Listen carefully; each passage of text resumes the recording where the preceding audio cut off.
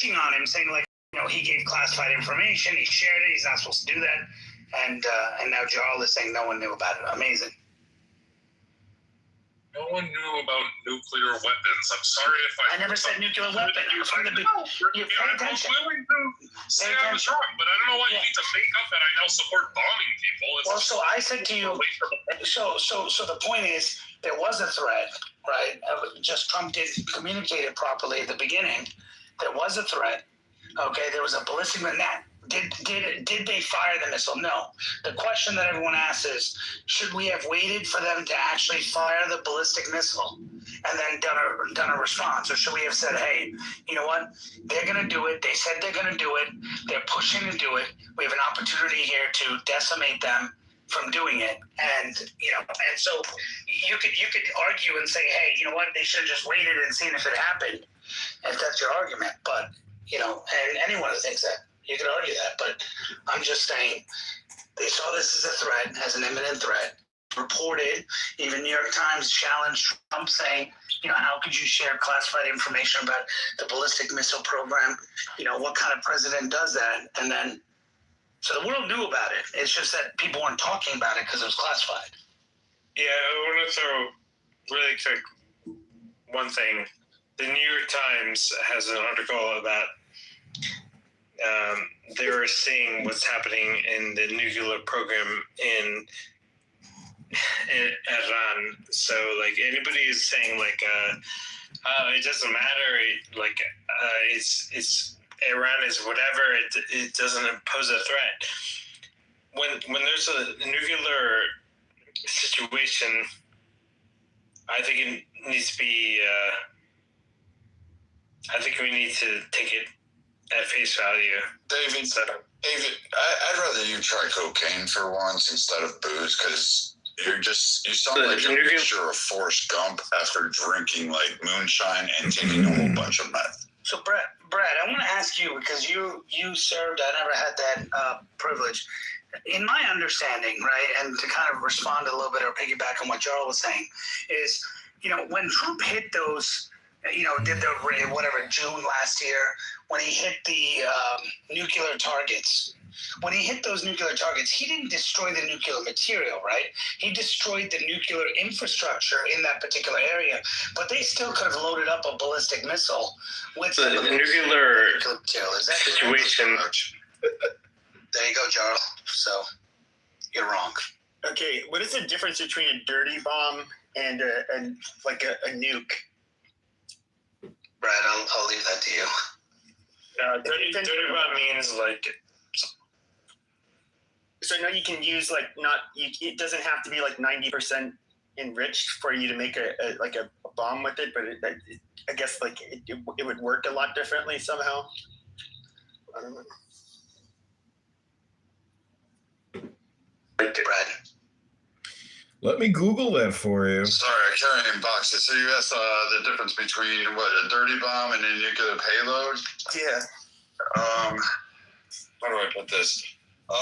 So a dirty bomb, think C4, Semtech, the old school ways, taking a whole bunch of dynamite, if you will, and it's just radioactive. So there's going to be a cloud and all of that stuff. It's basically just going to spread radioactive particles, I guess, over, I don't know what they call that shit anymore, but they're going to spread that over the area.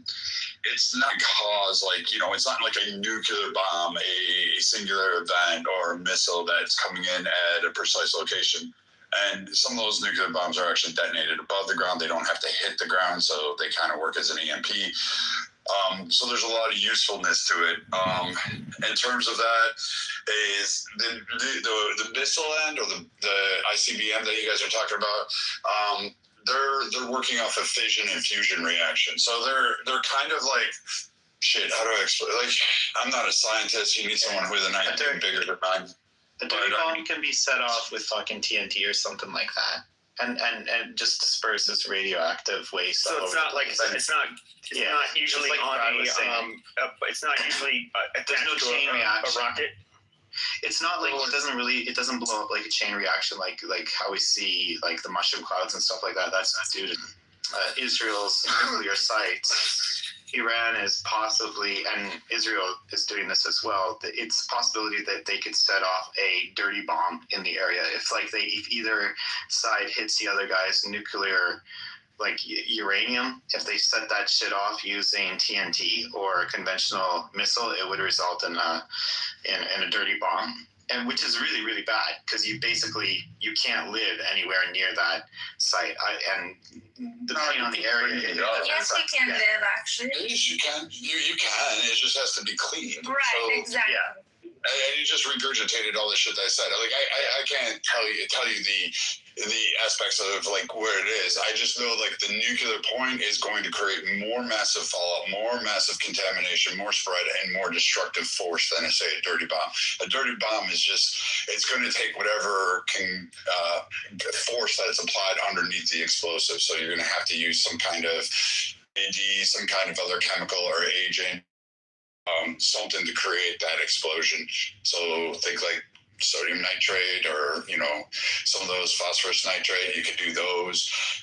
You can make some different bombs. I'm not going to teach you how to do it on Clubhouse because I'm pretty sure I would be arrested and have the FBI in my... Thank you, Vikings. That's exactly the point. I mean, like we're discussing such things, I don't know.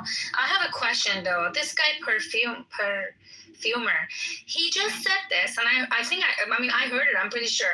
He said Islamic Republic of Iran, just like Israel, just like Islamic Republic, they're talking about the dirty bombs. Did somebody hear about Israel talking about dirty bombs? Did you have did you have an article? There's no evidence that... Israel has actual fucking conventional nukes. Like this is... Okay. It's just a question between... Leslie, by the way. I'm talking to Perfumer right now. Why do you make a claim that actually is just your own words? If there's an article, put it in chat. I want to learn. Did Israel ever say that we're gonna make a dirty bomb? Elham, before you say that, I just want to let you know, he also says that he believes that Bibi should be arrested. I understand. I know. Don't go there. Just let's specifically stay on the point there. He just lied. He just said that Israel, just like Islamic Republic, that are working on dirty bombs. I'm sorry, I want to know if Israel ever said that. I just don't know. Was there an article? I mean, Perfumer, you seem to have a very deep intelligence into things that nobody ever hears about it. I just want to know which planet you're from. That's all.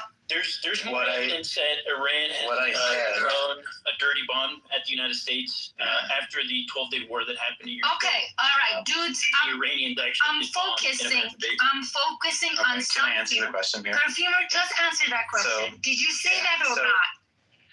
No, you misheard. So then we're good. What I We're good. said- No, you said it though. I've recorded No, your I did voice. not. No, I have your voice.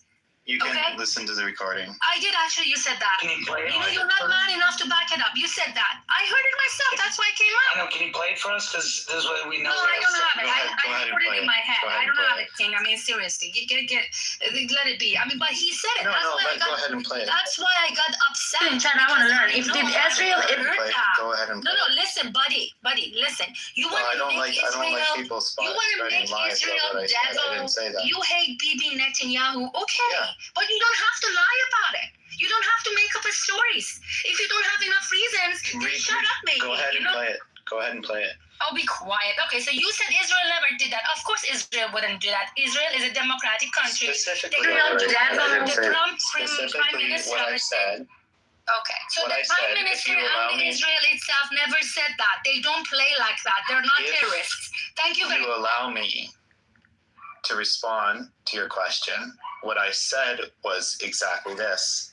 I said both Iran and Israel are targeting each other's atomic You nuclear did not say that. power bases. Yes, I did. You did Go not back say and listen that. to it. No, you did not say Yes, that. I did. It's all right. I mean, we're clear though. We know that No. Israel. Go ahead. Israel is a Go back and democratic listen to it. country, Go and the back Prime and listen Minister to what I said. Netanyahu would never do such thing, just like Go Islamic back Republic. I and agree with listen you. to That's what good. I said. All right, that's okay. Yes, I That's did. okay. We just The Perfumer. Israel would not do that. What I said Dude, is we that got it. both- Israel don't do that. Israel don't do you that. can't, That's it. you can't ask me a question and then make up The shit U.S. and then not allow me to respond. are targeting Iran. Well, you can, but everybody in the room sees how dishonest you're being. The U.S. and Israel are targeting Iran's nuclear program. There's no secret about that. That's right. That's right, Okay, Mark, buddy. they are. Okay, And listen. if- Wait. if You the can't go all U.S. about. You can't go all over the place Israel. talking because you love the mic. I will ask you a specific question. You answered this specific question. We're done. And the United States hits a nuclear and sets off a chain reaction We haven't done that. at Iran's We've already nuclear hit their nuclear site. facilities. We're not It doing will that. result in a dirty bomb. Right, And we're that's not exactly doing what I said. We're not doing any of that. So you're misinformed. We've hit their Well, she nuclear asked site. me what I said, and Okay, that we was got what it. I said. Okay, you were And misinformed. you can go Fine. back You and don't you understand can the listen, technology of what we're doing. and you You can misspoke. listen Okay. to. Fucking You Sarah. misspoke. Oh Hold my on. God. You can go back and you We can got listen it. to what I You said. misspoke. You don't know what you're Exactly what I talking said.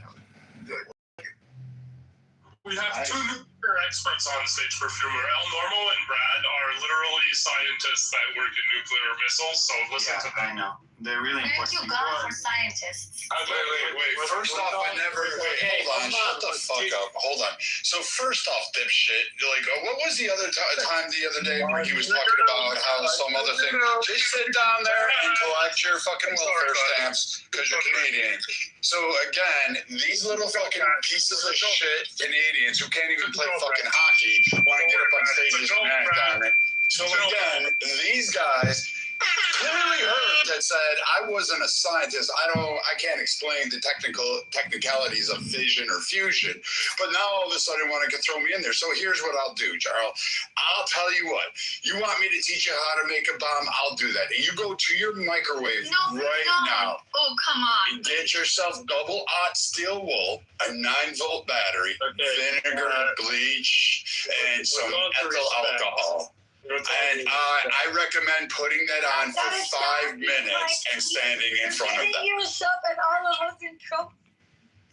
Okay, with all due respect, let's calm down, right?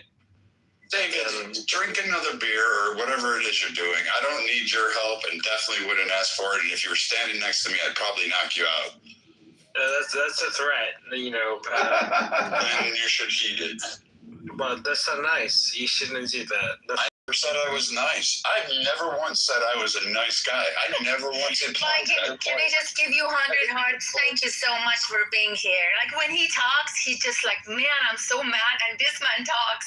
I go under the table and I listen to what he says. Every word of it is my words. Thank you so much. No, Thank you. Okay, with all due respect. Okay, so, you know, I'm not gonna talk about it. Matt. Sorry, David, one sec. Sorry, Heather. Do you want to update, has Norm been updated about the scenario? Wait, is Norm here? Norm? Yes, What he is. scenario, Jane? Norm! Well, it all centers around the use of the word kike and Whoa! spelling What are you saying? Brad can explain it better, I think. What happened? Why bring up a topic? Hold on. With all due Because I respect. can't take David interrupting. It's so stupid. David, do me a favor, don't interrupt her. What What I observed, Matt, Sarah are the primary sources. BB got into a beef with Sarah and Matt, and they threw BB down, and then the central theme was BB sticking up for Jews, of course, because the word kike was used towards him by And? Pepe. And now BB's gone. I just think, where's all the Thank Jews? you for letting us know.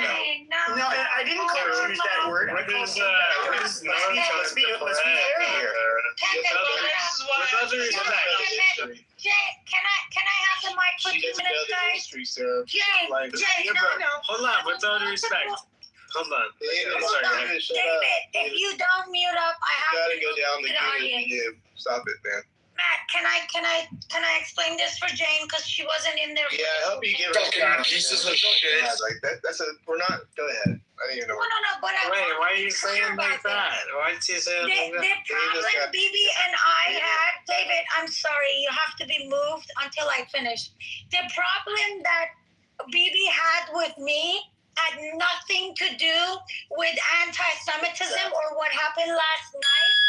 Those were two different things, Jane. Thank you for trying to make it sound like BB was standing to anti-Semitism, and so, because of that, he got into it with me. That's not the case. El Normo knows me.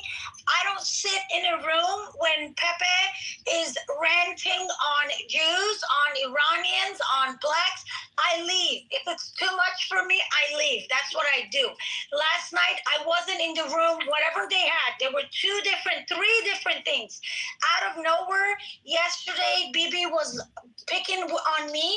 It had nothing to do with anti-Semitism. Again, El Normo knows me. I don't sit quiet in any rooms. I either leave or I say something. I don't sit somewhere quietly and watch anybody say anything. But Pepe was calling me cunt, saying things just like he did earlier today. I asked him to let's coexist, not talk to each other. He ignored me. I blocked him. This whole thing that happened last night with Pepe, I don't even know. That was a different room. I wasn't there. I don't think we have to relitigate it. No, I know. But the way Jane said it made Bibi sound so innocent. But then Bibi was asking. Wait, Sarah, hold on a second. Bibi, was he removed from the room? I don't know. I didn't remove him, but no, it's only you and I who are mocked. I know. I did not remove him. Jane, he left on his own. That's the answer. We don't have to talk about anything else, Sarah. We're moving on. I think Bibi and we actually solved the problem. He said he apologized because I told him I want to coexist. He has a problem with me. He has a problem with me now. Thanks. He's like, I don't got a problem with Sarah anymore. I got a problem. Well, I don't even know why the problem was with you. I don't know though. I have no fucking. How can an app guy make a separation between you guys? An app guy is useless. He do that to us. I mean, we gotta have to do a better job teaming up. He calls that a Pepe app guy. Why is he app guy? He called himself an app. He said, "Did you see me on an app?" I don't know what the fuck he was talking about, so I find him as an app guy. I don't know what app he's on or talks or what have you. Oh. So he's an app guy at that level of quality for me. Okay. It is the funniest thing, El Normo. What's the funny thing? The app guy that we call Pepe now. Okay, what does that mean? Well, he said it himself. That's not funny. What does it mean? You missed it. He said this. He told me, "Oh, Elham, have you heard me on the app?" And so what the heck do I know about this app that he is talking about? So I'm like, "No, you're just an app guy. Why would I spend my time listening to you?" So that's what he is. He's totally an app. With all due respect, we got to hear Pepe's dad. That was the whole point of it. That's right. That was awesome. Yeah. That was funny. With all due respect, I mean, let's be nice. Okay. I mean, being an app guy is not the worst thing to be, you know. When he swears and he says like the anti-Semitic things, that is the horrid thing to say. Whoa, you can't say that. I don't even think he believes these things that he says. I actually think he's pro Israel. Well, he's even said that he's a Zionist. Hey, El Norma, his dad says he's trolling. So I mean, I believe that. Be nice. I believe that he really is a troll, though. He does that to me too, though. That's the personal preference. It's not that factual. Don't insult women. Don't use the B word. Don't use the K word. Don't use the N word. He's a troll. He's winning because he's wasting our time, and that's what trolls. I mean, there is a. I'm not gonna say who the name is because there is somebody, but who would say the N word. I was like, "What are you doing?" And he's like, "I don't know. I won't say the name. Of course not. But like, why are you saying the N? Why are you saying anything?" He's asking. Oh, I'm sorry. Anti-Semitic things are real, okay? And if anybody makes fun of that, well, maybe don't be anti-Semitic and you'll be fine. That's what I'm saying. This app guy, tell the app guy, I'm fine with that. I use a slur. That's different from being like. It's not like. Well, you should apologize. You should apologize. You can go fuck yourself, David. Whoa. And I've said it to BB more than once. We have history, and he likes to kick people out of rooms, even though he's being told not to. And he told me to shut up, and I told him to zip it, and called him a you know what. I mean, all right. BB is a good friend of mine. I don't want any ill words spoken about BB. El Normo, I had him blocked because yesterday calling me names after. He's like, I don't got a problem with Sarah anymore. I got a problem. So we can coexist. Anyways. Let's talk about the issues, not about personal. Yeah, because I see that we have a bunch of Iranians in here, Persians in here, and they probably are like curious about what is it that Americans maybe think about our military, you know, attacking Iran. App guy. I can What tell is you that- Afghai, guys? I'm sorry. Is he American? I'm just Yeah, he's questioning. American. Yeah, Are you American. sure? Yes, true. Elham, let me give Elham a piece of advice. When you ignore Pepe or play along with him, like he says Iranians are weak, you say, oh yes, they are. He'll move on to another group of people. That's Oh, the believe easiest me, I way. know. That's what I played with Yeah, my last just, time. that's the easiest way. If you take his bait, if you take that bait, you're done. Like you're done for the night. You don't have to answer his question.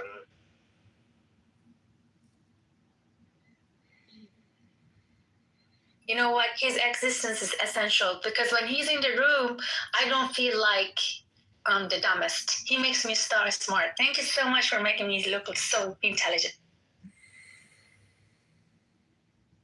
All right. Norm, you seem a little off today. Everything okay, buddy? I don't get what you're saying. There's a great He podcast. doesn't have to answer your question. There's a great podcast that I'm listening to about Israeli intelligence by a New York Times writer who wrote, he's like the foremost authority on Israeli intelligence. And there's a great podcast, I'll put it in the chat, about how the U.S., the CIA, the NSA, Mossad, and 8200, which is Israel's version of the NSA, which is cyber intelligence, have been collaborating to bring down the IRGC's nuclear weapons program at least since 2018. And in many cases before that. So it's a collaboration. Even the German intelligence has been a part of it. The European intelligence has been a part of it because they are seen as a threat to the world. So it was deemed by Trump, because he's got that kind of will, that this was the best time to do this, that it wasn't going to get any better, that the IRGC was hardening its ballistic missile storage and production, and that they were racing towards nuclear weapons, and that they had to be stopped. That's all. That's why we did it now. We've never sort of not been planning to take down Iran's nuclear weapons program because they're a threat to the world. But the most important part is the people. I tell you. With all due respect, Norm, yes, he did have a situation. Let's go. But at the same time, I mean, he was, with all due respect, he was nominated for a Pulitzer Prize. Let's go. I'm just saying. But yes, you know, more than maybe more than once. I don't know. I wasn't there, so I can't really speak to it. But yes, Pulitzer Prize at least once, maybe more. Let's be Afghai, guys. I'm sorry. Is he American? I'm just questioning. He's American. Yeah, Are you American. sure? Situation with people. You know, this is the first time in the history of Iran that such a massacre happened. So from inside Iran, there's also a great support structure for changing the regime.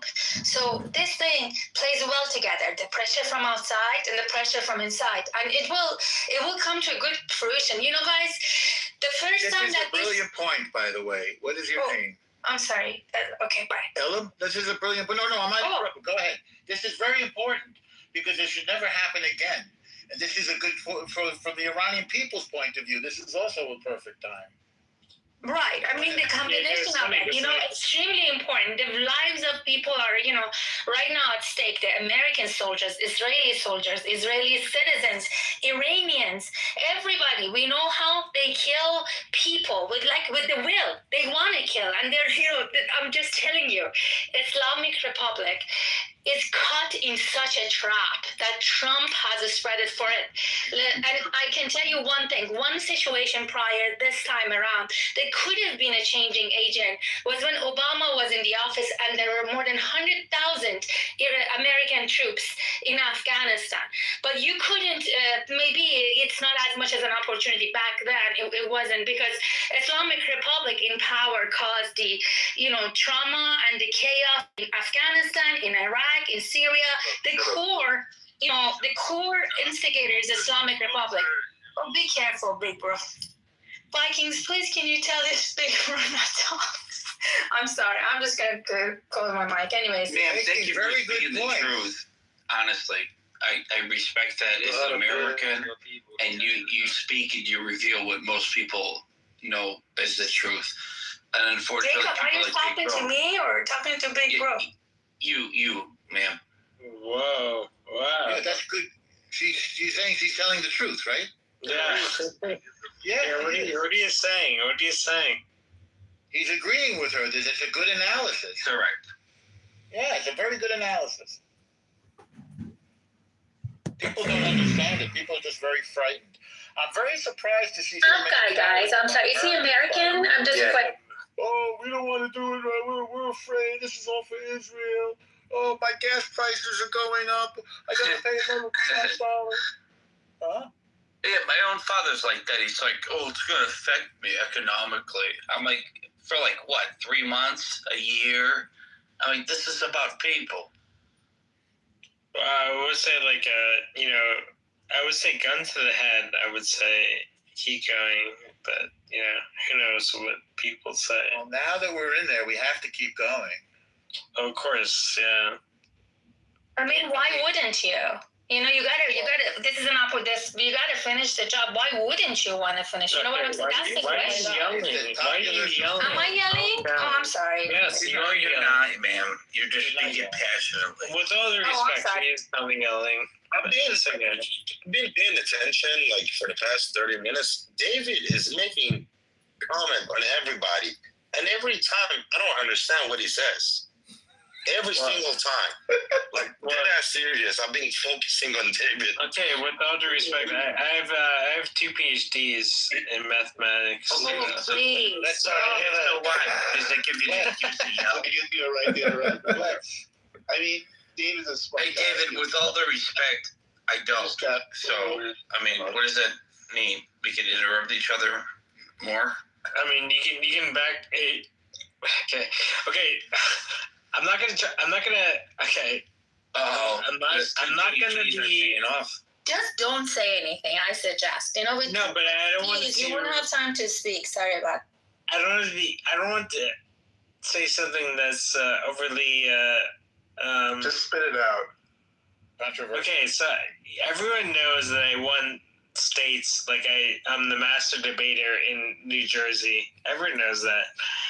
So you're a masturbator from New Jersey. Are you a liberal? I'm not going to answer that question. David, yes, I wish you were with the right debater. side. You sound like you're with the dark side. I was the #1 guy in the state of New Jersey for debating. So for what? For New Jersey. I think he said for masturbating. Masturbating. Oh, I can see that. Or my. What? How many times a day did you do that? Well, I think I maxed out at about 3. So again, I was when it came to New Jersey, the best. I should say best. That's not nice. I've never competitively though. Yes. So your previous high was 5 in one day? No, I said I think I maxed out at about 3. And David, in Iranian rooms, people go at each other so bad when they don't like each other or something. This room outplays that one. Man, you guys are just cruel. Yeah, awesome. I just want to say, okay, hold on. With all due respect to the group, I was David, just fucking shut up for fuck's sake. I'll do no, but like this is about people. I don't care. Just shut up. I would say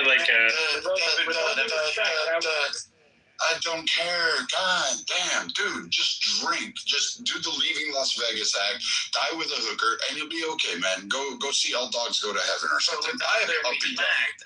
I almost still survive. And then they'll make another Leaving Las Vegas about. Dude, buy yourself a beta fish, a goldfish, a dog, a cat, a hamster, a fucking parakeet. I don't know. Just get yourself a pet. So, okay, guys, I'm sorry. Is he American? They'll make another movie about me. And then with all the respect, they'll keep going. So it'll be like Leaving Las Vegas 6. Chicago! That's what I'm saying, because I was, anybody from New Jersey, I wasn't right? I think there's a 7th sequel coming up where he. No, I was going to say. Sorry, Jacob. I'm just gonna say I was in the entire state of New Jersey, I was number 1 in debate. So wait, David, did you just say you were number 1 in debate? Please don't go there, please. Yeah, but everybody knows That's really that. good. You should clap. Let's clap for this gentleman. He's really proud of his story. Leaving Las Vegas. That's right. How many drinks did you have before you debated? And also for the record, it was twice. Once was I went to nationals in Orlando, and the other time I went to nationals and. I think I'm losing people in this room. I don't know if it's just me, but Jacob. I'm sorry, go ahead. Daniel, how are you guys doing? This is great, David. It's okay. You did what you needed to do. How you guys doing tonight? Really good. Can I have a follow-up question, though? Dave, You can do a any follow-up. Disney characters in Orlando? Oh, no. Are you asking him? No, you can ask me a follow-up. What's up? What's the Did you debate any Disney characters in Orlando? Mickey Mouse or Donald Duck? So I went to nationals in Orlando. So he's actually explaining himself.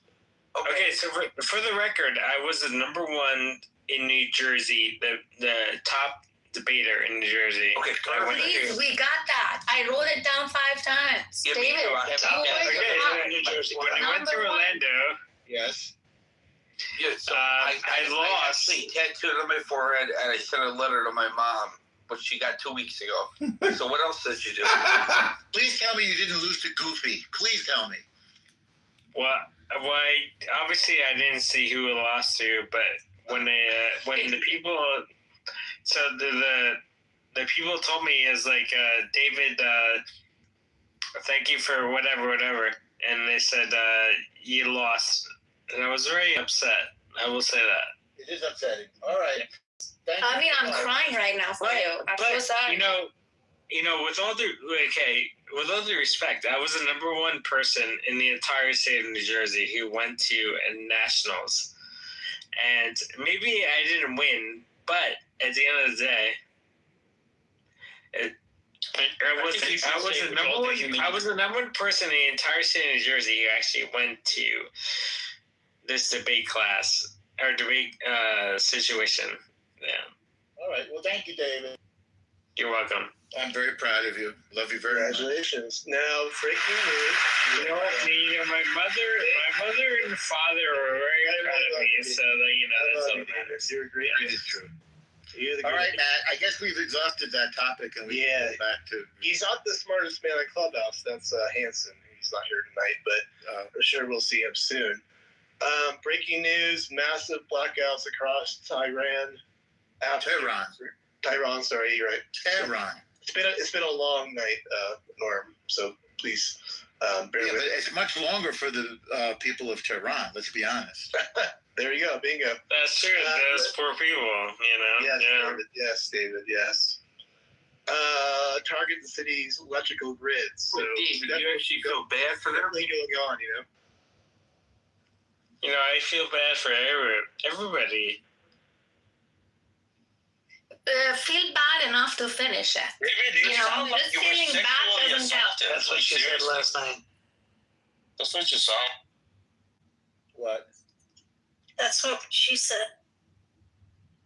What did I say? I said feel bad enough to finish the job. That's what I said. I had the same. Wow. You didn't get what I said. David just got excited. She said. David, what are you excited about? For the record, I'm not excited. All right, off the record, what are you excited about? For the record, I think with all due respect, I think you need to relax. I'm just saying. What did he say? For the record. Sorry. Can you repeat it It's again? okay, David. Don't cry. It's okay. He's not crying. He's sitting in the catbird seat. So Matt, is there more? Like, are you saying that Trump acted on his threat to take out their electricity? No, I think it just happened on some. No, it was always a thing. Wait, It was only a 48-hour Naveen, are you being ironic? Yeah, I can't hear King. What did he say? That was interesting. I think it happened on its own. I don't think Trump acted on it yet. I'm just reading a little bit on it now. Interesting. I mean, this is about people. Can I ask you a question? Yes. Where are you reading it from?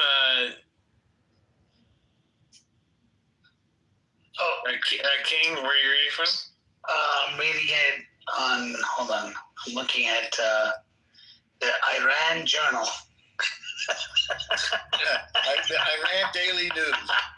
Anyway, Iran That's where I quit New York Times and I joined the Iran Daily News as well, and I get better news there too.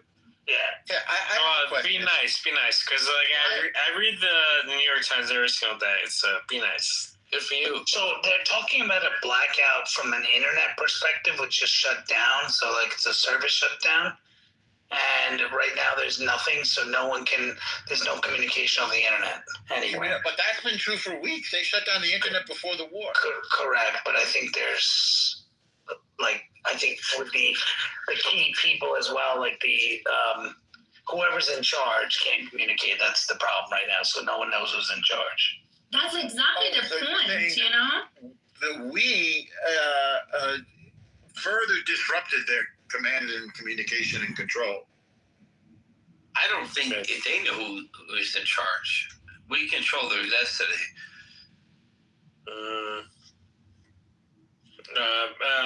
Bonsoir. I'm not extra money. I would say if we don't know what's going on, it's because our government doesn't want us to. Why do you post every day when you... Here you go. Ultimate fatty. You're saying that Donald J. Trump is doing something that makes sense and all that stuff according to the left. He started Be nice.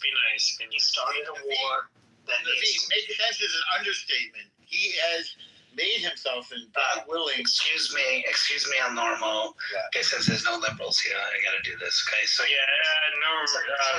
all that. shut up, David. Shut up. So with no leftists here, let's put it that way. Okay. Let me say this, okay? Apparently, Donald Trump started this war because he wanted to distract himself from the Epstein files, and it's going nowhere, and people are dying because of his crazy war, and there's nothing to be done, and he has no idea what's going to happen. We don't know how it's going to finish, and it'll be like another Iraq war. And I assume you disagree with this, as I do. Well, And who buys that? Who buys that? I don't think even Americans fall for that. Hold on.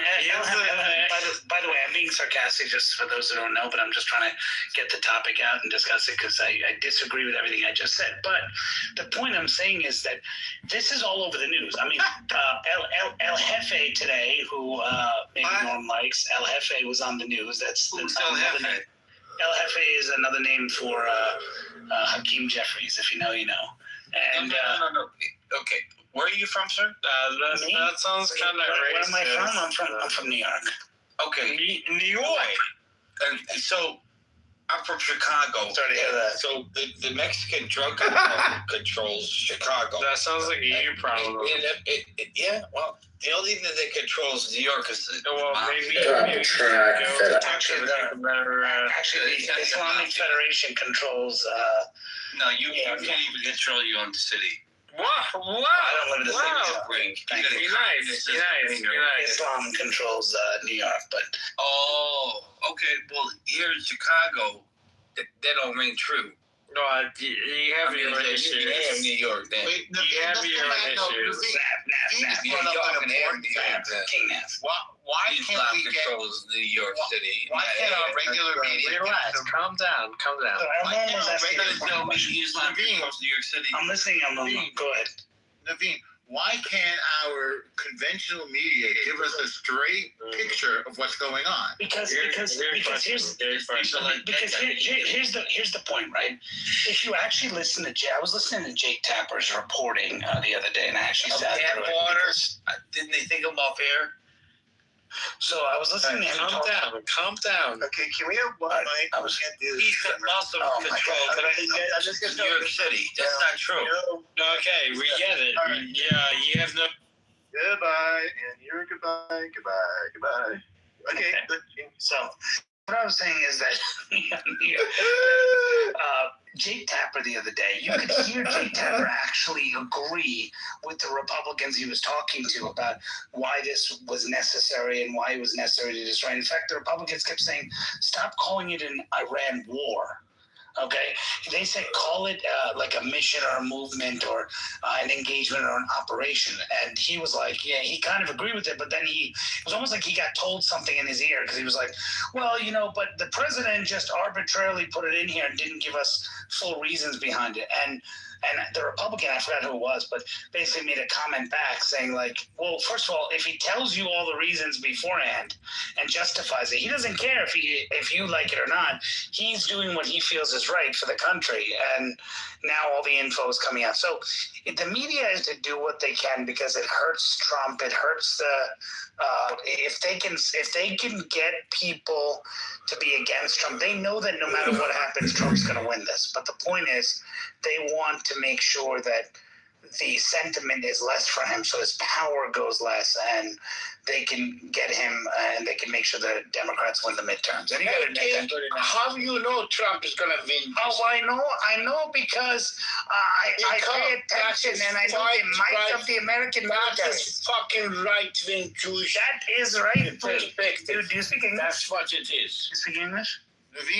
Shut the fuck up, man. You want me to shut the fuck up? Or? Yes, shut the fuck up. Why does Cyrus think that Trump is not going to win? Yeah. Why would you possibly think that? I mean, like, pretty much. No, so. Okay, well, I forgot about that. I know him. You guys don't know. Mr. Cyrus was in prison for 15 years. We got his record out for sexual assault. Mr. Cyrus, are you with us? Can you hear me? Motherfucker, put the document over there. You fucked a mother? Put the document, you fucked a mother? What happened? You said put the document, motherfucker. Yeah, you were not in prison. Fake news, motherfucker. 15 years, buddy? Yes, because I fucked your sister, your mom, everything. Cyrus, where are you from originally? I'm from Earth, motherfucker. You're from Earth, and you're a motherfucker. Got it. All right. Yes, no, you are the piece of planet. A bunch of right-wing motherfuckers. Right-wing.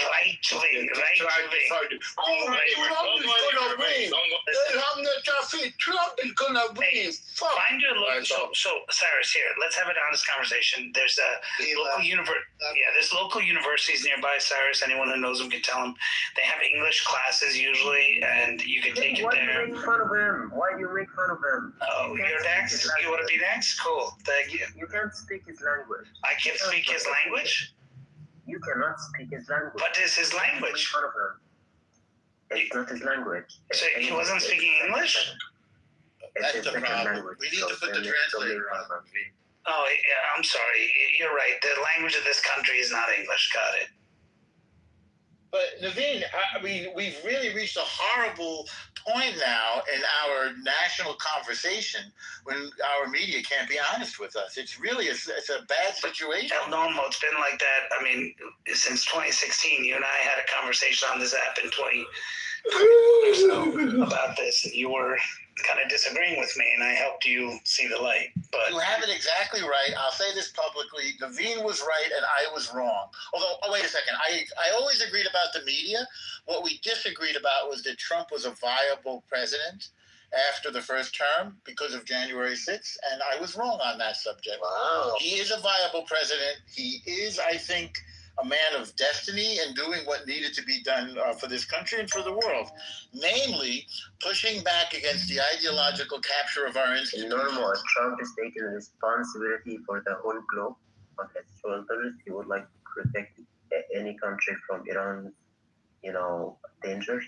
That's why Trump started this war. That's what you want to say? I want to say that he's taking responsibility for America's role as the world's policeman, defending the West, defending our values. Oh my God. Ahmed, first of all, hold on. Ahmed, do me a favor. Ahmed, I know you're whispering, right? If the police are listening outside, dude, don't worry about it. Speak normal. Don't worry. ICE is not going to knock down your door. Just go ahead. Yes, I'm going to raise my voice. Put your address in the chat, please. Iran didn't threaten America. What is threat? What happened with Iran and America? Didn't say that we're going to blow up America. Oh. They didn't say that if someone said he's going to kill you, you're going to kill him? Yes. If he has the ability to act on his threat, yes. Oh, you were saying the Islamic Republic was blowing gas? Is that what the Islamic Republic is? Like, just talks nonsense? El Normo, if you want someone to kill him because he has threatened you on a message... Are you suggesting that it was an empty promise, that they were not planning to kill? That's not what he's saying. He is saying that when Soleimani when Soleimani made it his mission to go and kill Americans and kill Jewish and Israeli people, he was okay with that because he thinks that's acceptable. Because what his view is, his problem is that Donald Trump assassinated Soleimani before he could do greater work and destroy those people. So I'm sorry for your loss, my friend, but it is what it is. Oh, just imagine if Soleimani wasn't assassinated. Just imagine. Right now, every kilometer, every 5 or 10 kilometers, this piece of shit Islamic Republic terrorist garbage killer. All of this started by killing Soleimani. No, it did not. It was there, buddy. No, it did not start. Only it took the mask off. No. I mean, what are you talking about? No, it took the mask off. Right. No, I mean something else. What are you talking about? You don't understand me. Yeah, I mean, so I don't mean like it's U.S. fault. I mean, they started all of this after they killed Soleimani. They were not able to do all of this because once they killed Soleimani, they got rid of fucking Hezbollah either. They got rid of this. They got rid of that. Oh, yes, you're right. You need United States. Yes, United States. By the way, look at my picture. That's Cyrus who came in the room, who was in prison for 15 years. He's from your country, bro. I find every single one of you pieces of shit. You're a jihadist. You're a jihadist too. Why you despise your own people? Why you look down at your own people? It doesn't matter. A piece of shit. We look down on criminals, okay? Piece of shit. We look down on criminals. What country is it? Muslims are right here in America. He was arrested and in prison for 15 years for rape. So where's he from? Are you serious? Oh my God, I knew this guy was like something, He's crazy. He would come to my room and just say the horrible thing. We go after piece of shit fuckers. And a lot of Muslims are jihadists and terrorists. So we go after whoever is the fucking bad person. That's what it is. Why all Iranians live in America are supporting America? Is that because you're afraid of being deported? No, because just like the Iranians inside Iran. No, nobody. We're just like the Iranians inside Iran. They also want America. Since you've never been on a plane before, Momo, since you cannot afford anything to go anywhere, I'm an American, just to let you know I'm citizen, so I'm not afraid of shit. No, but listen, I want to teach you something. Ahmed, what is his name? Mohammed. Okay, Mohammed, listen up. Hold on. So you guys did the uprising. You saw it in January, right? You saw how, millions and millions came to streets. You saw that Iranians outside, the expats or what have you, anyways, came also on the streets, like about almost 2 million across the world. So what does that tell you? That the inside people with outside Iranians are giving the same message. This is not about the Iranians outside want something else. Our message, hold on, Ahmed. I'm not talking about Islamic. I'm not talking about Islamic Republic. I'm talking about the Iranians. Iran is not Islamic Republic. If it was, then we wouldn't have a crazy fear-mongering killer machine, Islamic Republic as a regime. This regime has occupied Iran. You can see it, the behavior between the people and the regime. Anyways, But I just want you to know, if you hear anything but the voice of Iranians inside, from me as an Iranian outside, you should doubt. My voice is exactly echoing their voice. So if you hear something else, then you should doubt that person. You live in Iran. Why don't you fight for your own country then? What the fuck? Why did you bring your bullshit here? Come back to your country to fight. Go back. It's like, go be patriot and fight for your own country and die for your own country. If you actually listen to Jay, I was listening to Jake Tapper's reporting the other day, and I actually sat through it. Anyone who votes American is an American. And you're not the fuck who determine who's American or not. No. She's a citizen, so she's an American, you dumb idiot. Islamic Republic is not it's just like, if you really care about your own country, get the fuck אני פה בערד, country. You don't even know. קרה פה נס. History teaches you something. You don't have to have to Hey, hold on. So first off, you're asking for somebody to go, bitch. I tell you what, condom awful.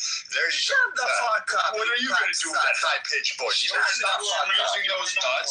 Let those ovaries fucking drop. You fucking thing. I tell you what, I'll go fight your country. Shut the fuck up. I'm happy to be an American. I'll let the ghosts fuck you for a change. I'll let Shut the fuck up. Shut the fuck up, you fucking cockhole. Go fucking do what, you You ain't gonna do shit. You fucking hiding in the holes. Ooh, America's back. I guarantee you, I step on that shore, you know what you're gonna do?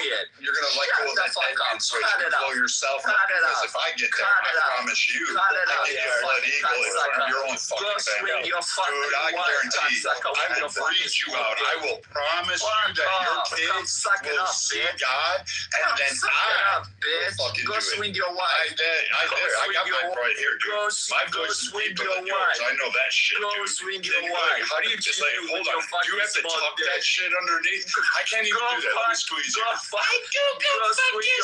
Go fuck yourself. This is the best you fucking dog. Yeah, you got the best. How we do it. You really are a tough guy on the internet, you red room fucking idiot. Come on, dude, are you living off of welfare? Are you eating ramen noodle? I bet you're the motherfucker that buys them 100 for $10, and you're like, oh. He's I bet gone. you believe in that rape fucking culture. Hey, Hope, how are you doing, Hope? I'm good. How are you guys doing? That was funny. What's on your mind? What's on your mind? No, you know what, man? Hold on, funny. man. I want to go fight. I wish I was young enough to go fight again. Oh, man. I so want to go there. Just drop me on the ground. I promise you. All these little Iranian little fucking cucks that are coming around that are in Canada hiding out because, oh, my God, we got to go run. We got to go run now. These fucking cowards are all tough talking. And then we should, actually go ahead and fucking pummel them. I'm okay with it. You know what? 241 Marines still haven't been avenged yet.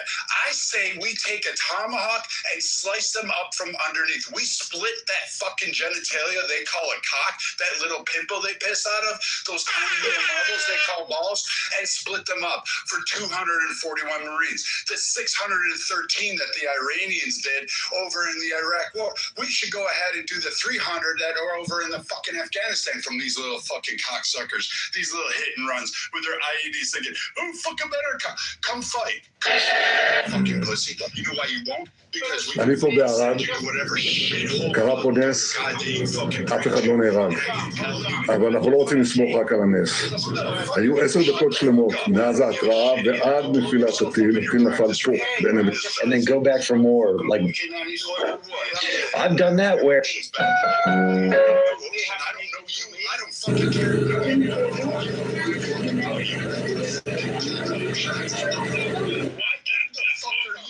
You fucking goat licker. Come on, camel cocky. Let's go. You little fucking twat. Come on. I don't give a fuck what you want to say in your fucking broken English. Say it in Farsi. Say it with your fucking chest.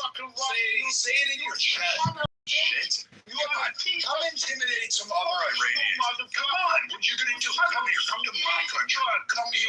Come me that. I'll tell you what. I'll cash in a fucking Bitcoin and go over to your fucking country. I'll tell you what. Give me a passport. I'll fucking go. Give me a visa. I'll go in the country. I'll go find you. I'll find your mother. I'll find your father. I'll find all of you. Man, I'll tell you what. Let me just give that IP address to fucking Trump. He'll take care of it for me too.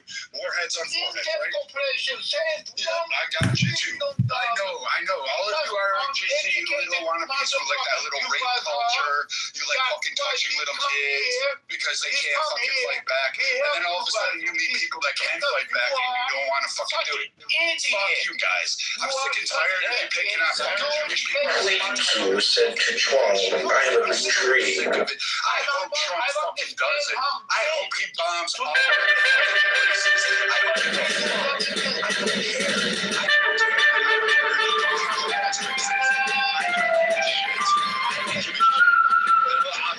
don't care.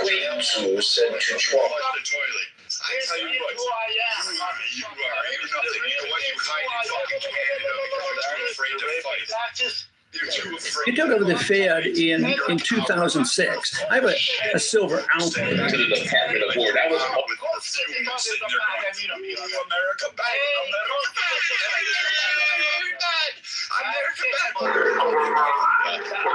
I was ready. The 31st. Go meet them in your own fucking country. You know why you won't? You fucking cuck. Because you're a coward. You're a snake. You're a piece of shit. That's what you are. Most of you Iranian men that come up here and want to fucking condemn all the other Iranians. They fucking have to condemn the Jewish people. Come through me. Come through other men like me. I promise you, because you pussies will stand up against the brings. You won't fucking toe to them. You won't toe to them. That fucking Cooper showed you Davy Jones's locker. You guys are now dead. Dead. Your fucking missiles, dead. You tried to bomb Diego Garcia. Guess what? We watched it. It's laughable. Your fucking missiles went into the ocean and we shot the other one down when it was like within 10 miles. It wasn't even fucking close. It was a fucking joke. You're a Scud missiles or whatever the fuck you're using, shooting them out of camels. I don't fucking know. But go back to fucking goats, because that's about the only thing you can conquer. You fucking faggot piece of shit, Iranians. We should have killed you first. Fuck Iraq. We should have went into you. Oh my God! Please clap for him. Great job, White King. Great job, White King. Tired of the fucking Jews having to be the blame. No, man, it's like fucking sickening. These like fucking Iranian men that hide out in fucking Canada. Like, let's go. You know what, Matt? How about you and I take a drive? Where's BB? BB, I'll meet you at your fucking house. We'll walk through the streets of Toronto and believe in these motherfuckers. We'll have fun. I'll have a heyday. There used to be a game called Mailbox Baseball. I'm gonna call it Iran Ball, and I'm just gonna see if I can knock a head off of the fucking shoulders. Every time, meet me out there in Times Square. Meet me out in Toronto. I'll meet you right in front of Gretzky's restaurant. I'll meet you downtown there. I know Toronto. Maybe, why don't you open a room to get rid of this shit? Shut the fuck up, Mohammed. What's your mother's favorite sexual position? How's your wife? That was goat. Choking on goat dick. Maybe your wife is still forcing you to wash dishes, bro. Yeah, if I wanted to come back from you, Mohammed, I would ask you to scrape the roof of your mouth. Come up with a better one. So, BB, your wife's still forcing you to wash dishes? So, BB, earlier your so what is this? Ahmed. Hold on, Ahmed. What are you like choking on cum over there? Are you like swallowing the fucking ball sack of the Marines? Are you doing that? Are you over there fighting, Mr. Iranian tough guy? Are you over there? Are you like bitching about the Jews on fucking Egyptian, bro? He's from Egypt. He's the fucking Jihad is from Egypt. Oh, he's an Egyptian? Oh, you Egyptian cuck. You better get off, man. You know they're coming for you Muslim Brotherhood fucker wannabes. They got rid of all the tough guys. Now you fuckers are out there, you little incel fucking wannabes hiding out in the back of your fucking little makeshift fucking mud huts and sitting there screaming, yes, Allah Akbar. And you know what? Egypt's coming for your asses. You're more scared of those fuckers, and those guys were easy. Like, I can't believe anybody fell to them. Fucking Israel did that, outnumbered, outgunned, and they fucking mollywopped the shit out of them. But you cubs are scared of them. You fucking pieces of shit. I see how you guys act all the fucking time, you Egyptian tough fucking guys. Walk like a pharaoh. You're bent over like a sphinx, you fucking faggot. God bless America. And fuck Mohammed.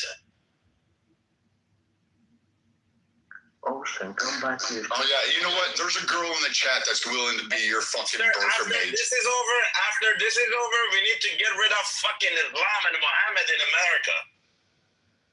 There's a girl girl for you, Ahmed, in the goo. She'll sit there. She'll wipe away your teeth. She's a blue-eyed liberal. She likes to think she's cute. She's 400 pounds. You can climb that like you're climbing the pyramids, dude. Have fun with that one, Ahmed. Vikings is winning the medal again. Oh, he's amazing.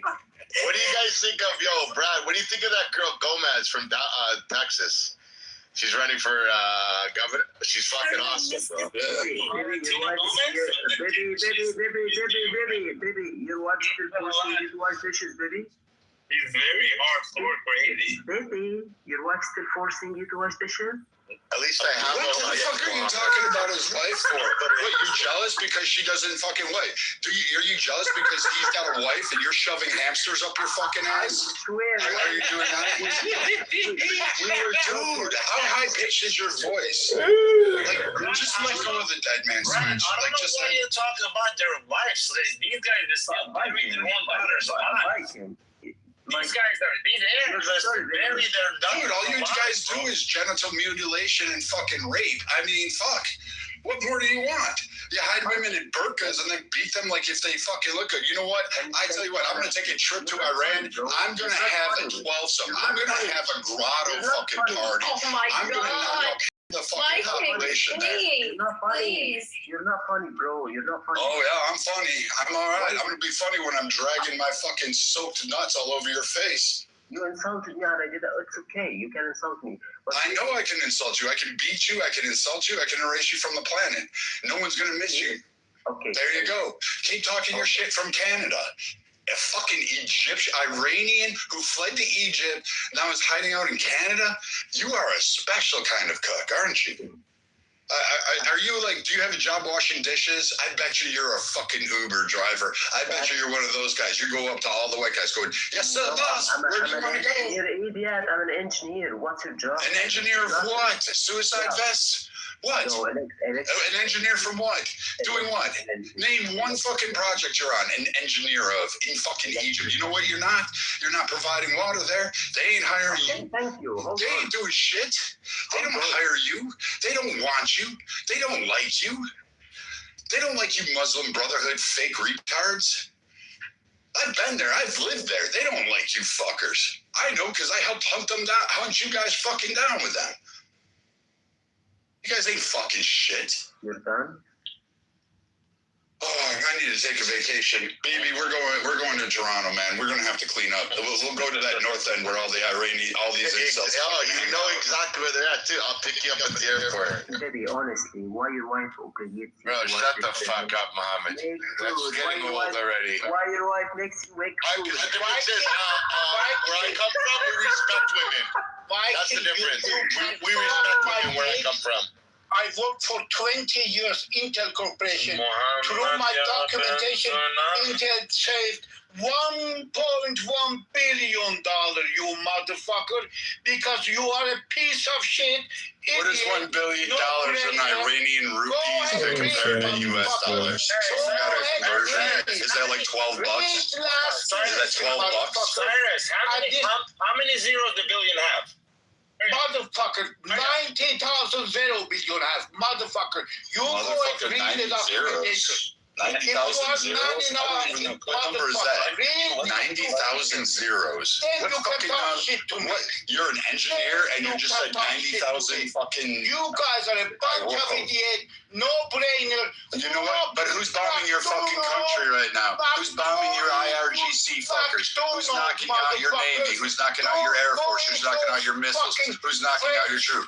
Guess what? Israel is Your mother. Your mother. Fuck your mother. Fuck your mother. Fuck your God, I'm glad Trump has rescinded your offer. Fuck you, fuck your mother. Mother Jedi. Not just me, Mother Jedi. Ocean. My mother got Your mother. Your mother has herpes, dude. What do you want? Professional gonorrhea. Who I am, motherfucker. Who you are. I know you are. You're somebody that was shat out instead of fucking giving vaginal birth. American. Yeah, I know. All shit American. But we seem to be brass. I mean, every time you guys pop your head up and we had another RPC goes pink.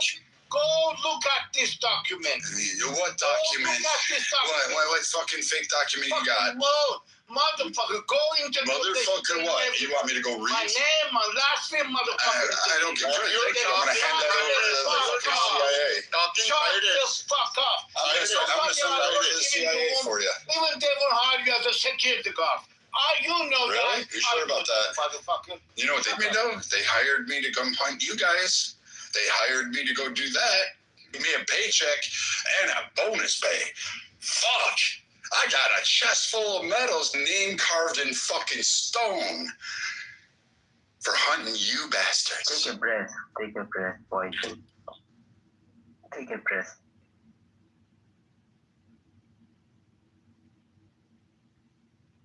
Honestly, Debbie, your wife makes you make food. Why you? Again, you're going after the guy's wife. Again, I know you guys love kidnapping like fucking schoolgirls. You like kidnapping Christian girls. You got that whole Boko Haram thing going on in your incel community there because you guys can't even get goats anymore. You're too afraid to pop your heads out from the darkness.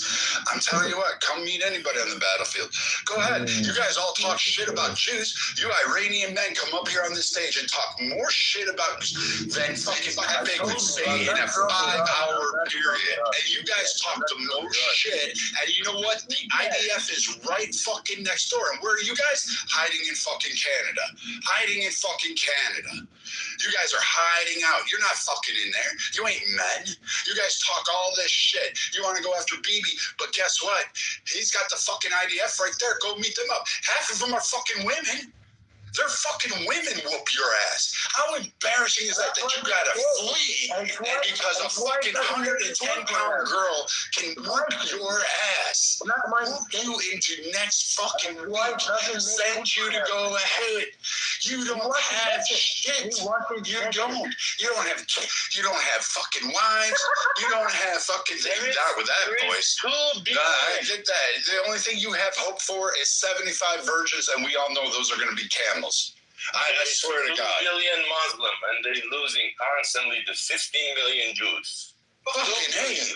And you guys can't even meet him on a battlefield. Like, I would give you credit if you went up toe-to-toe with them. You went fucking mano-a-mano to them.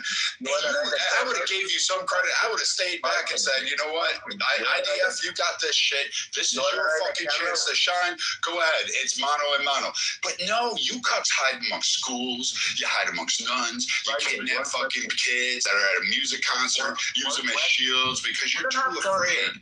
You guys talk about all this Allah Akbar, going to see God, how you want this apocalypse, how I ran, and you guys are going to be supreme. And the only thing I see supreme is the fucking cowardice you have. You're not fucking men. You're not even worthy to be human. You're just some dirt dancer that fucking is in the way of humanity. And as soon as you're done, as soon as you're a forgotten pile of shit after you get done getting scared, the rest of Iran can move on. They'll be rich. They'll be wealthy. Their women will be free. They'll be smoking fucking hot. You know why? Because they won't be hiding under burqas getting whipped for fucking showing hair. They won't get fucking killed for wearing lipstick. And you know what? Iranian women, I'm telling you what, if you're sick of these mousy ass little fucking guys sitting around there, come ahead. I'm single because some of you are smoking fucking hot. Holy shit. Literally. Dude, I could walk by you and just fucking, the wind would make me come looking at you. You guys are fucking, I will pay your bills. I'll pay your flight. I'll buy you a house. I'll buy you a fucking island. I'll buy you a country. You can have Iran. It's fucking free. Like, it's all yours. Just don't lay down with these fuckers. Great, Viking. Why Bibi wife forces them to watch the shit? Dude, what, is Bibi wife that fucking hot, man? You gotta fucking go after her? I get it. I didn't see her. Dude, they're down in the chat for you. There is a fat snow bunny somewhere in America. Fucking plead your case. I promise you. You can take her. We'll give her to you gladly. She can sit there and take all the empathy. There's a whole lot of lesbians for fucking Iran, the IRGC, and fucking Gaza. You can take them too. I don't fucking care. Do your shit with them. But I tell you what, dude, you keep going after another man's wife, I'm not going to cry when he comes there and says, hey, motherfucker, knock, knock, tap, tap, you're done. I don't feel bad for you guys. I mean, like he was in a room and he said his wife forces him to wash dishes. That's what I'm saying. That's what I'm asking. So what? The man washes fucking dishes in his house. That's a good fucking man. Why? Because his wife is sitting there saying, hey, honey, you might help me out with the chores. And you know what? He fucking steps up because I know BB works fucking 10 hours a day. So that motherfucker comes home, helps his wife out, helps raise his kids, builds his own castle, fucking supplies that, protects them, provides for them, feeds them, does everything, worries about them, nurtures them, fucking shields them from fucking degenerates like you. And you're sitting there laughing at a man who washes fucking dishes, which tells me you're still sucking on your mama's tit, begging her for fucking money, you goat inbred fucker. We are going to balkanize Iran. But I'm so happy for, they killed American soldiers who came back in coffins to America. Hey, what's the tally? We're down 13, our fucking brave men and women. Oh, one was an airplane accident, so we'll have to knock 6 off the fucking table. The tally is actually my bank account. I support more Iranians and Americans dying so that I can make money. So how many Iranians are we at? Well, not enough. Just like the number of Americans. I think we're at, what, 2,000, 3,000, 4,000? They got 13? Not enough. Those numbers can get higher, just like the American numbers can get higher.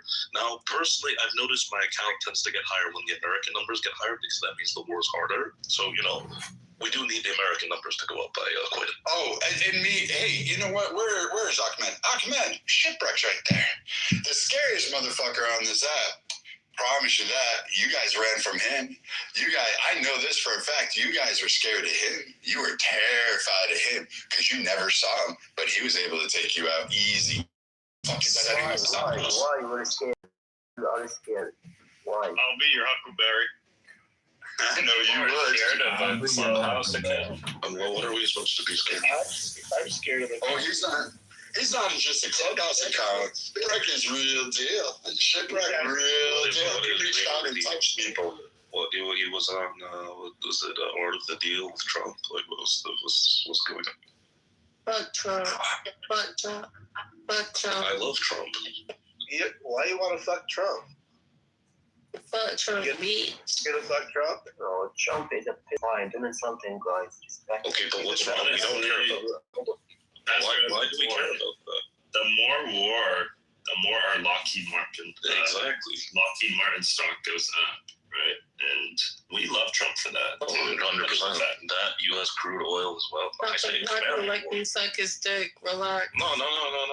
It's not about that. What if we did? What's the problem? But if we did, it's okay. This is bullshit. For all of you out there, you want to talk about reaching and touching someone? I will literally go to your fucking house, knock on your mom's door, and I will fuck her, and she'll fucking love it. Yeah, that's fine. I will fuck all of your moms. Fuck you. Yeah, that's fine. It's 2025. It's 2026. We're okay with polygamy, so. Amazing. No, we're not. Past. Yes, that's so edgy. Yes, we are. I mean, we do gay marriage, orgies. Yeah. Pornhub is one of the most common sites in the U.S. So, Are you a gay guy, Pastor? Would I? No. But I support the rest of you doing it. Okay, hello, Matt. Matt? Edward? Oh, yeah. Everybody shut up. Edward's here. Go ahead. Don't mind you. What's going on, Edward? Hey, it's the best day of my life. What's up? Of course it is. Mikey. Of course. I hope you're doing well. Edward, Happy New Year. Happy New Year. Yeah. Thank you. Happy New Year. Happy New Year. Amen for training. Blake. Yeah, nice to see you, Blake. Hello, Viking. Good to see you guys. Hope everybody's doing well. Hey, Edward, I'm about to make your business really profitable. You should open up a place in Canada. Yeah, I was listening to you. It's pretty interesting. So, quite interesting what's happening right now. The focus is on a country that's smaller than New Jersey in population. And I would like to ask a question of everyone. Why do you think this small country has so much influence in the world? Anybody can answer. Are you being anti-Semitic? I mean, I can answer that. Can I answer it, Pepe? Why would I be anti-Semitic by asking that question? Okay, can I answer it, sir? So you're asking why does Israel have so much influence? So, is that what you're asking? Go ahead. I think it has to do with education. We like to educate our children. But don't say it's a You can't be country. upset about that. Baby, don't say it's a country. It's a big country. Shut the fuck up, Mohammed. But I believe it has to do with education. We like to educate our children, and they want to do good in life, but we like to preserve life. We focus on the living, not the dead. Edward, what do you think about that? A better question would be why does a country with 9 million have so much going to be better? You do not, with significantly more people. That'd be okay. Well, that's your question. It's not my question. Because I like to go with the fundamental foundation of things. The most important part of any building is the foundation. So, what is the foundation of any country? And again, the question goes back to why is this country, which is so small, like I said, the size of like New Jersey, and you don't hear New Jersey have the same type of influence in the world or any other small Massachusetts under 10 million people. Why in the Middle East this particular country has so much focus, and why are they even an ally of the United States? Interesting question. BB, got it or no? Somebody else want to go? Well, yeah. So it's an easy one. The technology, the intel that we give to America, the technology that we give to America, the fact that we educate our children, like I said, like we like to focus on life as opposed to death. We believe in raising good children and having them work hard for their children and their children and their children. And you have to also do a little bit of research instead of asking stupid questions in this room on how Israel provides to the United States of America. Do a little simple Grok, Perplexity, ChatGPT search on the trade deal that Israel has with America. And like we touched yesterday on how America funds or gives money to Israel, but Israel has to spend every cent of it back inside of America, which simulates the economy. And then in turn, we give back intel. I'm not Israeli, but Israel gives intel and technology back to the United States of America. And then you need to ask yourself, what has Ukraine given back to America? What has Gaza given back to America? What are any other country that America funds or gives money to? What have they given back to America? And then ask that in any chat GPT or do a simple Google search. And then you're going to be surprised to see. And then I also want to ask you a question. Why do you support Israel every day, sir? Well, I'd like to address first and foremost. You said to me I should ask ChatGPT or Perplexia or some other thing. First of all, those are not my resources, okay? But I do appreciate the fact that you have decided that's where you get your information from. Number two, the reason why I support anything that happens to do with Israel in the United States, because I happen to be a believer, okay? And I believe in the Judeo-biblical foundation of the United States of America. I do believe that God has intervened in the lives of men, and one of the countries that he did intervene in is the United States. We are a funding of Israel, okay? And the reason why is because I believe that God has his hand on the human race, whether men like it or not. And that's why God will defend. And I want to be on the side of God, not on the side of the knuckleheads in the world who think that they know better. So, BB, if we're going to have a conversation, let's make sure we have a conversation about biblical truth, not the fact that I can prompt a internet search about something that I know that's not foundational truth. See, because I live in the outside world. I mean, I live in the spirit world. I do not live in the natural world the way other people do. See, there's a lot of mainstream news out here, but I live by the good news of the gospel, of the kingdom of God. So do you consider yourself a black Hebrew Israelite? Oh, I do not. I don't go with ethnicity neither. Okay? So are you for Israel? I'm confused by your first question. Are you in support of Israel? Are you against Israel? Wow. Let me ask the question again, okay? No, I asked you a question. So are you in support of Israel? Hold on. But I answered your question, sir. Are you in support of Israel? That means you didn't didn't listen to anything I I did. You didn't listen to anything I said. So then it sounds like we're both agreeing on the same thing, but I'm unclear. So I'm asking. No, we're not. No, hold on. Did you tell me to You just told me you live in the outside world. No. Like extraterrestrial shit. No, you just said. I live in the spirit realm. Do you know what that means? You do not know what that means. I know what that means. You live spiritually, so you're okay. So tell me more. Are you in support of Israel? That's all I'm asking. I don't know why it's a hard thing to answer. Are you in support? I would like to. No, hold on. No, but are you in support of Israel? Yes or no? I'm gonna say to you again. How is that such a hard thing to answer? Just let him. Oh my God. Just let him answer. I have no idea why you think that you did not listen to me. I'm gonna say it again. The reason why I am in support of Israel. I'm gonna say it again. The reason why I'm in support of Israel because I am a biblical person. Did you hear me say that? Are you listening? I think a lot of people are in support of Israel because of the Torah. No. Hold on. You did not hear me from the beginning. That's why you are only responding to No, I'm asking you a question. I'm not responding. I'm asking you a question. I've responded earlier, and now I'm asking you a question. First of all, if you could do me a favor, I'm going to say it again. The reason why I'm in support of Israel is because I'm a biblical person. I believe in the Judeo-biblical understanding of the Word of God. Did you not hear me say that at the beginning when I first started? Okay. So why would you ask me if I'm in support of Israel then? Please explain that to me. Because I'm asking you that. No, you ask people, why is the smallest place on earth, this little country, the size of New Jersey, why do they have so much control? Why are you asking that? You don't know why? I'm asking you. I already answered why. Okay, so can I move on? Is that okay? You can do whatever you want. You're a free spiritual person. All right, thank you. Mr. Bibi, sorry. Yeah, no, go ahead. You can go. I'm an Iranian here. I just want to thank Mr. Bibi and everybody. As an Iranian, I just talked to my cousin a couple nights ago. Hardly they get connected to the internet.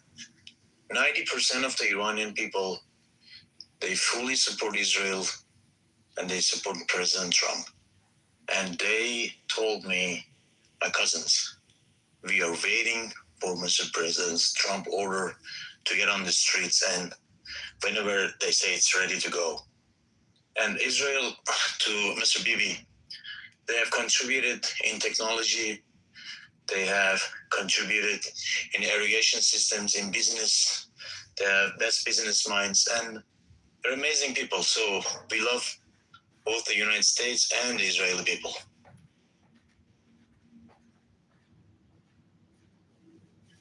Yeah. Listen, I understand, Edward, what you were saying, but there's also two different aspects. There's technology, there's a biblical aspect of it, of Israel's existence. There's a couple of things, and it's up to people what they want and how they want to choose to support Israel.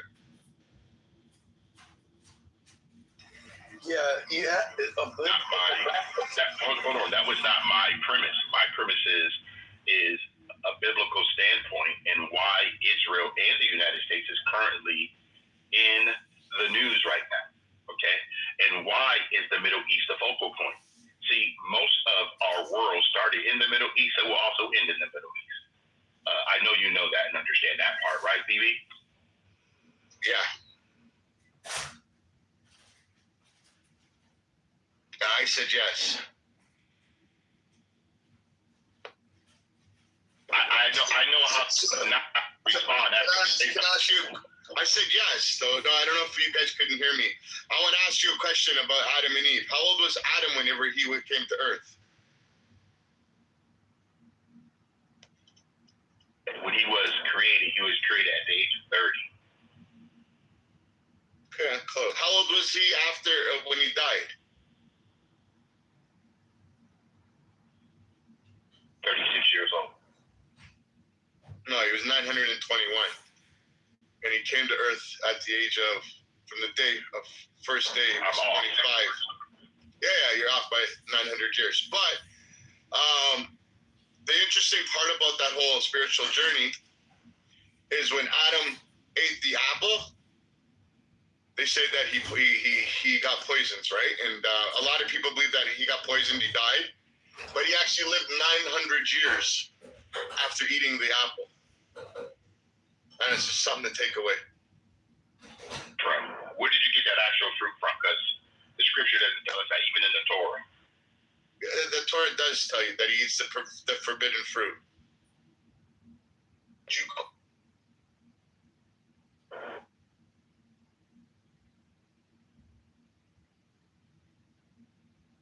Do you believe in the First Testament?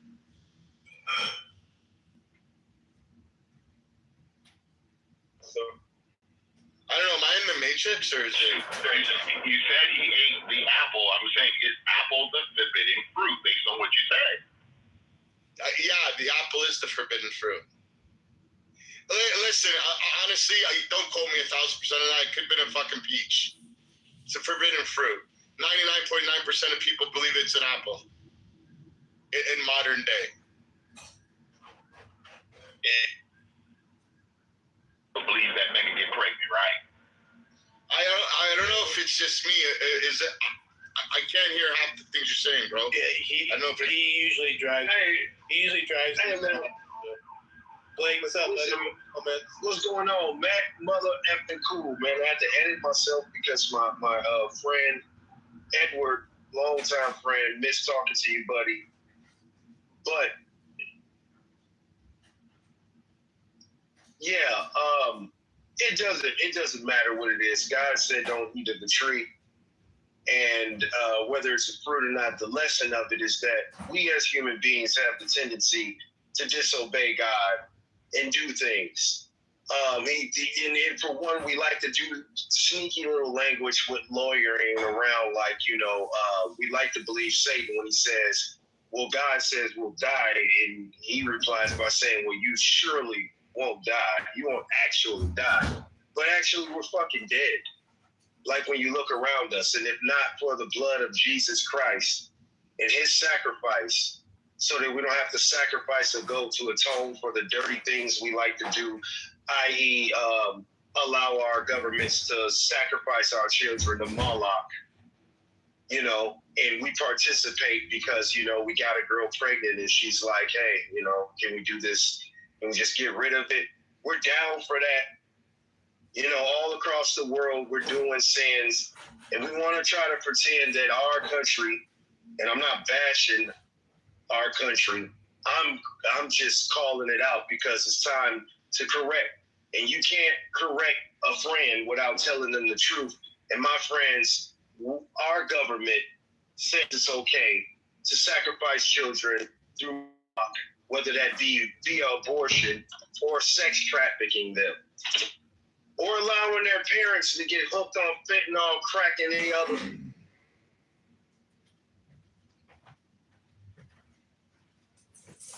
I think we lost him. Blake, Keith, Yeah, my phone. Yeah, my phone. I was just in here. It's like, look, I ain't got. See, God don't. The devil don't like ugly. Blake, we need to get you some new equipment. This is what. That ain't nothing. No. The phone keeps ringing. I'm about to take this call, but I'm just gonna. Yeah, look. Our country, we ain't got no problem with Jews. I don't have no problem with Jews, but our country is not built on the foundation of Judeo-Christian values. Our country is built on Christian values.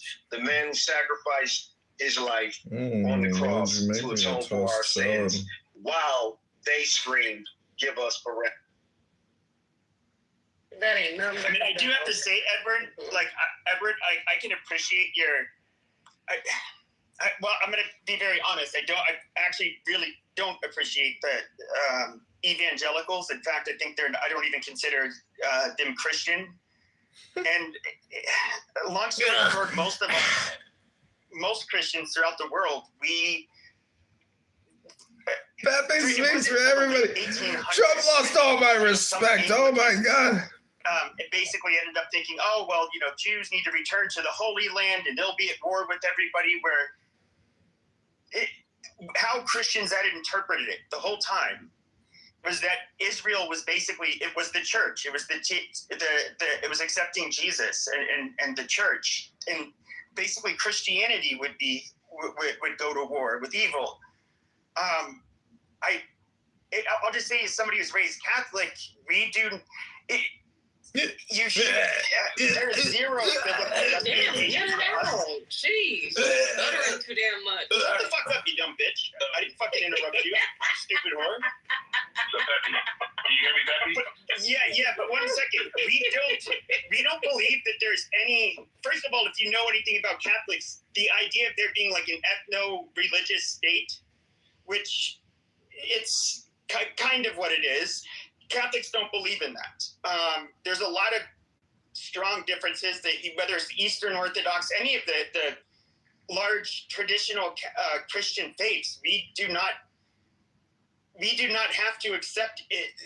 There's zero justification for us supporting Israel due to our Christianity. They shouldn't be treated special at all. And we not think of them as God's chosen people. If you know, evangelicals are pretty much the only ones who will do it.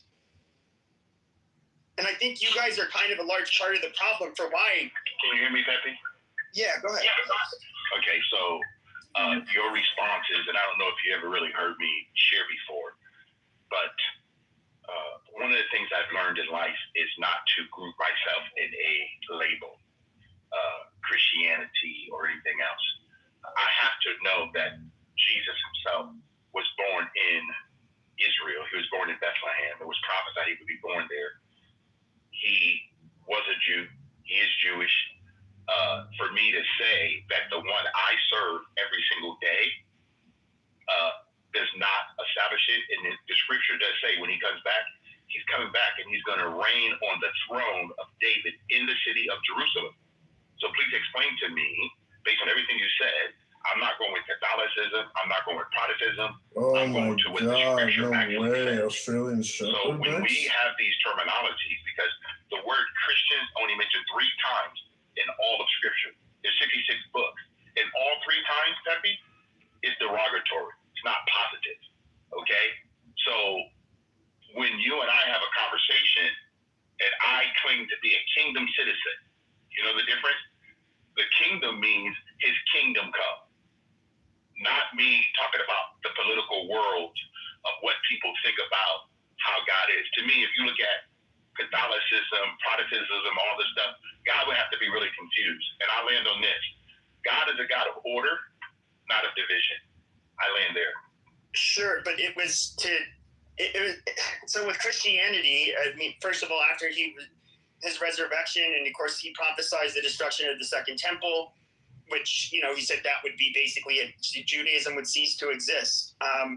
It was through his following that is basically Christianity. The Catholic Church, even though it's unpopular, you know, they tried to in 1965 say, oh well, the Jews still have their own covenant with God, but you can throughout history, Christians have never believed that. The Jews are basically, they mean nothing to Christianity. Yeah, sure. I mean, they're part of the story, but you don't have to accept. The Jews don't have it. We should not honor any of their religious, I guess you could say prophecies or beliefs. Just as they wouldn't do it to ours. So I have a question. No, hold on, Peppy. I have a question for you. Peppy, do you know how many books there are in the New Testament? I don't know. I mean, it varies from church to church. Like okay, whether but it's Ethiopian or. Just give me a number. What do you think? What do you think? I don't know. Okay, there's 27 books in the New Testament, right? All of them was written by Jewish persons. None of them were written by. Hold on. You say so what? It's a very interesting conversation that you said. So hold on. Do you believe that you are a Gentile or not? That just means not a Jew. Yeah. Yeah, exactly. So I'm gonna ask you a simple question: have you and I been engrafted into the branch? adopted by the Father. Do I think the Son of God it brought us into Judaism? No.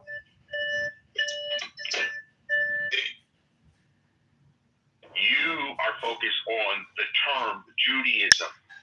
I'm talking about the spiritual decision of what God did to mankind.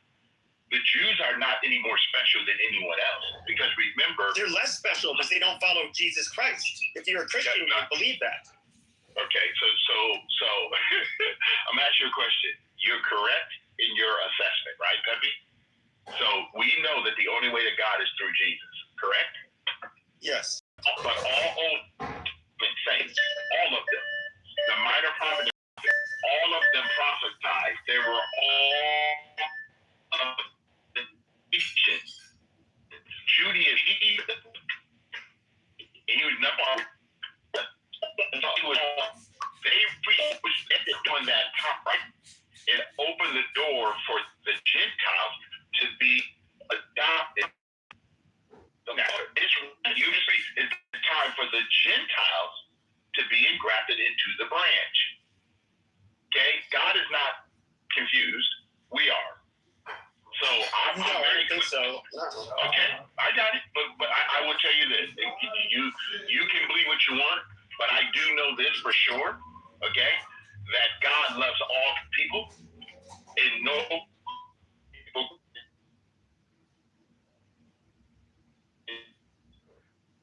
You're in the matrix. You're gone. You're in the blender. I'm not claiming that God values Jews less, but if you're a Christian, you do believe there's one path, and the correct path is Christianity. I mean, it's that simple. Just like that's not the position of the Catholic Church. So you should know that the Catholic Church has issued official documents. Yeah, the 1965 Second Vatican. Well, that's fine, but that is the position of the Church. So you're saying, well, not really. You have to have a large buy-in from the.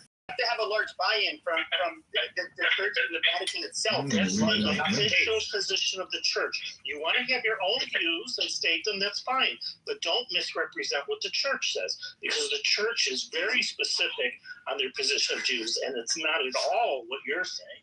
In fact, it's the exact opposite of what you're saying. No, so up until you understand it up until 1965, and they still largely believe it. There's some flowery language. The current position of yes, the current position is not a popular one. You can look. There's so many. There's so many of the Church. So you were claiming what? So you're. It's not the official fucking. But you're acting like that's what they actually believe. Of the Church. Dude, you can believe whatever you want. You're misrepresenting what the. I'm not misrepresenting the Church. You are. It is not. No, I am not. This is what I said. What I said is Christianity up until the late 1800s. One thing.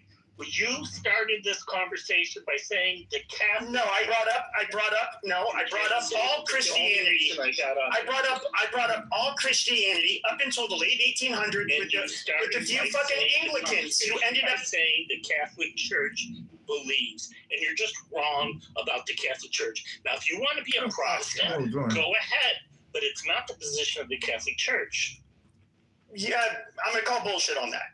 You can say it's not the official written. It's not. And it is officially that what was written after 1965. Fine, but the Catholic Church, their view. This is still a view, which, by the way, despite 1965, is Judaism ceased to exist. Okay, after one generation, it's gone. After the destruction of the Second Temple, you guys, your religion is non-existent. That is not the position of the Church. It absolutely is. No, dude, you're wrong again. I know they try to say that these flowery language, saying, "Oh yeah, you guys have your own covenant with God," or some stupid shit. And the Catholic Church position is that those gifts and the call of God are irrevocable. So the position of the Catholic Church is that God still holds to those covenants. So you're wrong to say that Judaism obviously didn't end, according to the Catholic Church, if they believe those covenants are in place. That's like the main message you still get today. Dude, there's an Please talk official about this. document by the church. I mean, Jews, at the end of the day, a Catholic priest still believes that a Jew has to convert to Christianity to be saved. I don't know what the fuck. That's not what the Catholic Church says. They specifically, no, you're wrong. They specifically address salvation, and they do not say that Jews need to convert. As a matter of fact, they say that they should not proselytize to the Jews. That's in official writing of the Catholic Church. Yeah, I saw that in 1965 Second Vatican. Yeah, right. The opposite of what the church is And you act like that's what they actually fucking believe. It's stupid. Whatever they believe, that's their official position. You want to say that they actually believe something? Yes, that's fine. It's highly controversial. And the Eastern Orthodox, every branch of Christianity believe that you guys no longer have a fucking covenant, and that you guys, and as far as Israel being a special place that Jews have to live in, was a non-existent. It was non-existent. And even the Catholic Church. What I did say about the Catholic Church, I think I know what you mean now. When I said as a Catholic, you claimed that you were a Catholic, and then you misstated the official position of. No, I did not misstate it. Following. I did not misstate it. Don't tell me. No, you fucking Jew. Don't tell me what a fucking Catholic is, okay? Because I don't tell you what a good fucking Jew is. Don't tell me what a Catholic is, okay? Because I don't tell you what it is to be a fucking Jew. Like, no offense. Don't fucking go there. I don't tell any of you guys to be good. I don't give a fuck about the stupid document. I've had the debates about the Second Vatican many times on here. I'm well aware of what it says. From it verbatim. And what I said, when I brought up, okay, you are doing a straw. No, you're doing a straw man. No, this is some Ashkenazi shuffling bullshit. Okay, what I ended up saying, I'm louder than you. I'm gonna talk over you. So what I ended up saying is, as a Catholic part, what I said was that we do not believe that you have to have a group of Jews living in a modern nation state of Israel. In fact, the Catholic Church doesn't even like the fact or the idea of there being ethno-states or any of that fucking shit. There is zero reason for us. The Catholic Church does not support political Zionism. They've made that abundantly clear. Show me it in writing. Oh, you want me to show you in writing that they don't approve of political Zionism? Yeah, sure. Oh, okay, sure. That's easy enough. Because everything else that you said about the church was totally wrong. Okay, I know. I never said, when I said as a Catholic, I made the Israel statement. I didn't say that they didn't recognize Jews as being one of the, that they have their own covenant. I said that Christianity as a whole, it did not exist in Christianity until the late 1800s, which isn't true. The Vatican happened in 1960-fucking-5. You said that a Jew cannot be saved unless he converts to Christianity. That is not the position of the Catholic Church. Yeah, because they say it in writing. They specifically write about salvation in their document. So you're just wrong when you say that. Where do I see that document, by the way? Do you know where I could go look at it? You can just look up the 1965. Have you just heard of Google? Or is it Vatican II? So that is a legitimate document that's out there. Both agree on, right? Yeah, we know it exists. I've had debates about it before. But the disagreement is over. Have you realized you can't heard of Google? What it says now. He's trying to make some point about a pre-1965 position. No, I said late 1800s that there was no such thing as modern Zionism. But it's not the position of the church today. Oh, it is. It is. They're anti-Zionists, literally. The Catholic Church. Oh, yeah. I didn't say it. I didn't take a position. Speaks for the Pope. You just said that was the case, and I said, pardon me.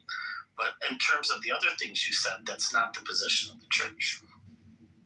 In other news, can we please break out the nukes and turn this shithole country into glass already? Wow, you don't want peace, do you? Which I do want peace, but we're never going to get it from a country that has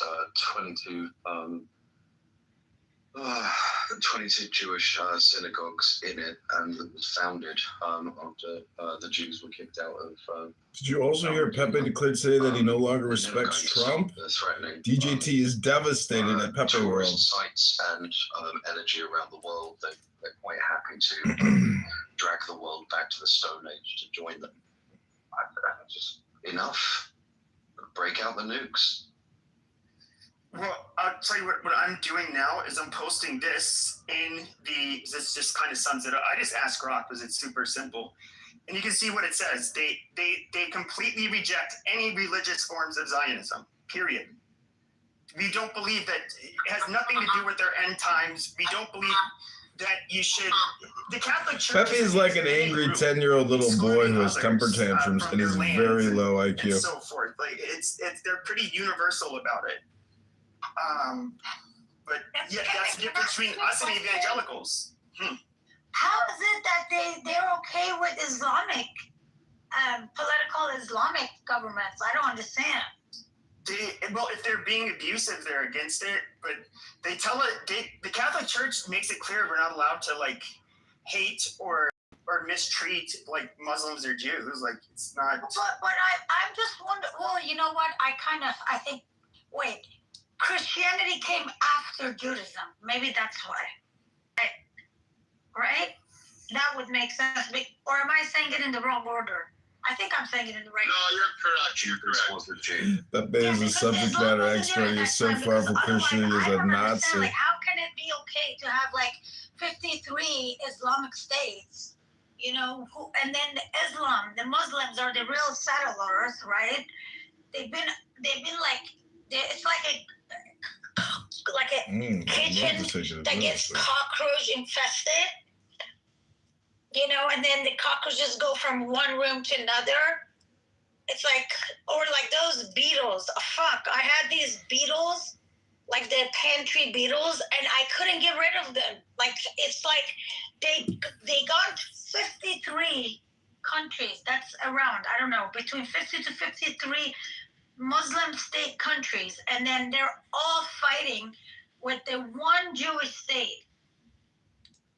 And I don't even know what political Zionism is. Like, what is a political Zionism? I honestly don't think Israel is a political Zionism. There, if it was political, would they have like Muslim in their politics? Like, would they have Muslim? It's mixed of all the things. It's like political. A lot of the founders were not even fucking religious. No, but I don't understand. Like, what would be a non-political Zionism? I don't think they're political. I would think a political Zionism. Pepe is a low IQ provocateur. He is a shameless pathetic with no intelligence. It was founded by an ethnic group, okay? It's the easiest way to put it. What is a non-political Zionism? So they basically have a problem.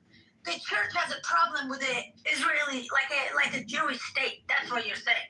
No, so not necessarily. So a lot of ethnic groups have called Freemasonry. Like, would they be against the Catholic Church? Obviously, be against them being terrorized or somebody waging war on them? Yeah, they wouldn't be okay with that. But as far as any religious claims that like evangelicals and some Protestants have regarding Israel and Jews fulfilling biblical prophecy, that is non-existent in Catholicism, and it's not existent in the Eastern Orthodox religions, any of them really, except for the more Americanized versions of Christianity.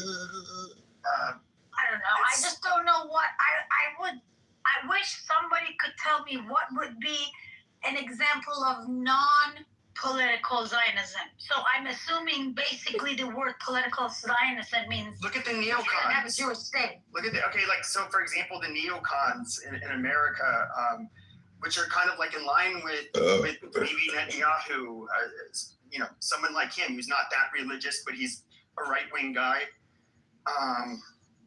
It's for many different reasons. Every country is nationalist, aka Zionist, you low IQ shit. Person, and even though he has like a big alliance that includes a bunch of the religious in Israel. I don't know, does that make sense? I honestly didn't get it, but to me, as an atheist, right? Because I'm an atheist now. As a born and raised Muslim who's atheist now, I just think if we have Islamic states and if we have Christian states, I don't see why can't we have Jewish states? Like, you know, that's my thing, you know, to be honest with you. Like, and this part that all the different religions, like this, I don't like this. I don't like that the Islam ones, they want to like fight with Christians and Jewish, the Christian ones. Like what you're saying is pretty fucked up because it's basically saying Jewish people shouldn't have like a state. Because I don't know. I didn't say that. I didn't say that. No, I'm not saying you're saying. That's why.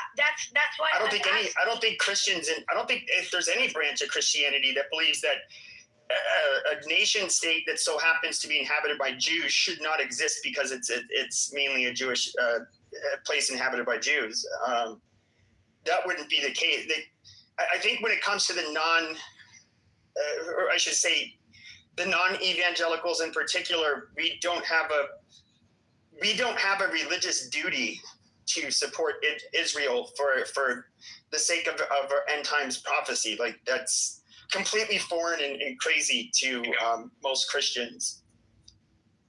I don't know. I just think it's because I cannot understand what if the state of Israel is a political Zionism, then I want to know what does a non-political Zionism look like. Well, why do you think that? What? Listen to the Hasbara that you hear from like I'll say Jews primarily that are pro-Israel or Zionist. They'll say like any country that mistreats its Jews. Look at what the gospel says. It says what is it? I forget what it says, but basically those that are bad to the Jews will end up getting punished or some shit. And they say all of this stupid shit where it's like where they kind of like they almost as if we have a religious duty. Pepe would abandon his friends and neighbors and call them nationalists when he himself is a racist, white supremacist nationalist. To do anything, unless you want me to start talking about how you should, honor Sunday instead. Like, just don't be an asshole. I don't try to tell you what your religion should believe. Shit. And they do. There is a lot of this stuff, and they had the largest geofencing operation in U.S. history. But hold on, 6 months ago, and it was in the United States, primarily on the West Coast and the Southwest, where they wanted to get all of the cell phone data at the Charlie Kirk. Listening to Pepe causes consistent brain rot. Different churches all throughout, the western part of the country. And it was to target them with religious, basically propaganda to get them to support Israel. And this is the type of shit that bothers me because I don't need a bunch of fucking Jews trying to use their Hasbara on us to convince us that we have some kind of fucking obligation to support them. That goes beyond political. I mean, it is political. But it's absolute bullshit. Okay, look. And it's very manipulative. Based on what you just said, because one Jewish person said this or another Jewish person said that, based on that, then all the Islamic states, all the Muslim states are terrorists. We're not talking about Muslims, though. No, you're deflecting. No, you're deflecting. You're saying we have Jewish people who say this or say. And majority of these Jewish that you you're deflecting. Just call it deflection. I can talk to a bank. I can talk to a bank robber, and he can tell me, well, at least I'm not Jeffrey Dahmer. Okay, Pepe only allows analogy when it supports his low IQ hate. I was hoping to learn something. Maybe I'll ask someone else, or if somebody knows later on, please explain this to me, because I don't understand how is Israel You can't learn anything from shit. Political Zionism, and then what does non-political Zionism look like? I don't even understand. I thought Zionism is a political movement. I thought Zionism means Israel has a right. But then you have religious Zionism. Religious Zionism is more, I'll speak from a Christian perspective, that is more where you have evangelicals who feel they must support God's chosen people. They must live in the sacred Israel. Then the whole world will go to war with them in Israel. And then amazing. The second coming will occur. That's religious Zionism. Can't wait for more. So in that, with Zionism as quote unquote a party, so to speak, would that be the alt-right version of us over here, or what? No, Zionism, because there's like left-wing and right-wing Zionists. It basically means you're politically for the state of Israel, and not all. Obviously, I don't even know if most Israelis are even religious. But they say like a patriotic country. Look, you were right on the thing. One said it was like a party. It was a movement, okay? Political Zionism after Herzl in the 1880s or whatever, was specifically a secular response to a religious messianic view of Israel from the Jewish religious people. They had what was called the love of Zion, but it wasn't called a Zionist movement. That is the difference. And there In are Pepe world, parties Pepe that speaks today for that are everyone, specific Catholics, non-Zionists, Jews. Pepe knows because they believe in a everything. secular state. So it's kind of confusing. But all told, Zionism is a political arrangement in a time when every European country started becoming a nation state, and Jews were experiencing a great deal of anti-Semitism as a result of that. So that's how they decided to make their own nation state in Israel. That's what that's all about. Rory, you're not Muslim, hopefully, right? Hopefully No, not. the reason I say hopefully. No, okay, good. Because the reason I say hopefully is because I don't want a Muslim explain to me what Zionism is. They already explained that to me in Iran school. Yeah, all right. We got it. Wait. The explanation is an explanation from everyone who says it, but I don't know what I said that makes you think that I'm anti-Israel or Muslim. No. I was just asking the question. There might be people in the audience too, and they would want to know. You want a low IQ racist, white supremacist like Pepe explaining to you what Zionism is? Like haphazardly, right? They're not thinking about what they're saying. Right? Or they're using, exactly. Would it be fair to say that whether you're Jewish or Christian, there's people who feel they support Israel for because of their faith? Well, wait a minute. You were on something, and I completely understand what you're saying from the Christian perspective. Mm-hmm. If you are a Christian and you believe that from your religion you have to support these Jews because of religious reasoning, that's what you're saying. Then your definition of religious Zionism, I wouldn't argue with. Religious Zionism on the Jewish side is just a little bit more complicated because it has to do with believing in a secular state or not, but similar ideas anyway. Pepe. However, Pepe, I would like to ask you. You said that Christians shouldn't feel obligated through their Christianity to support a Jewish state. Is that right? Well, I'm not going to tell the evangelicals, but do I think? Yeah. I'm going to ask you though. I mean, between me and you, like you were having a conversation with Euro. There's something that's officially in the written down thing, right? And then there's something that we all kind of read between the lines. I think that was your discussion with Euro when you were explaining that. Although the church said officially, but in the hearts of believers, it's really something else, right? Not all of them. All right. Okay. Now what I'd like to ask you is, and you may be 100% accurate and consistent, I mean to say, in your belief that Zionism should not be supported with Christian reasoning, because that is not the reasoning that the Christian church is asking of you or should. But, I mean, let's look now at the moral situation. Do you not believe that Christianity as such, after 2,000 years of blood libels and pogroms and expulsions and everything that has been done in the name of Christianity against Jewish people, do you not believe that there's some kind of a moral recompensation, or what's the word I'm looking for here? Something that a Christian must say, we actually are responsible for Jews still being around because we rejected them and we isolated them and we persecuted them.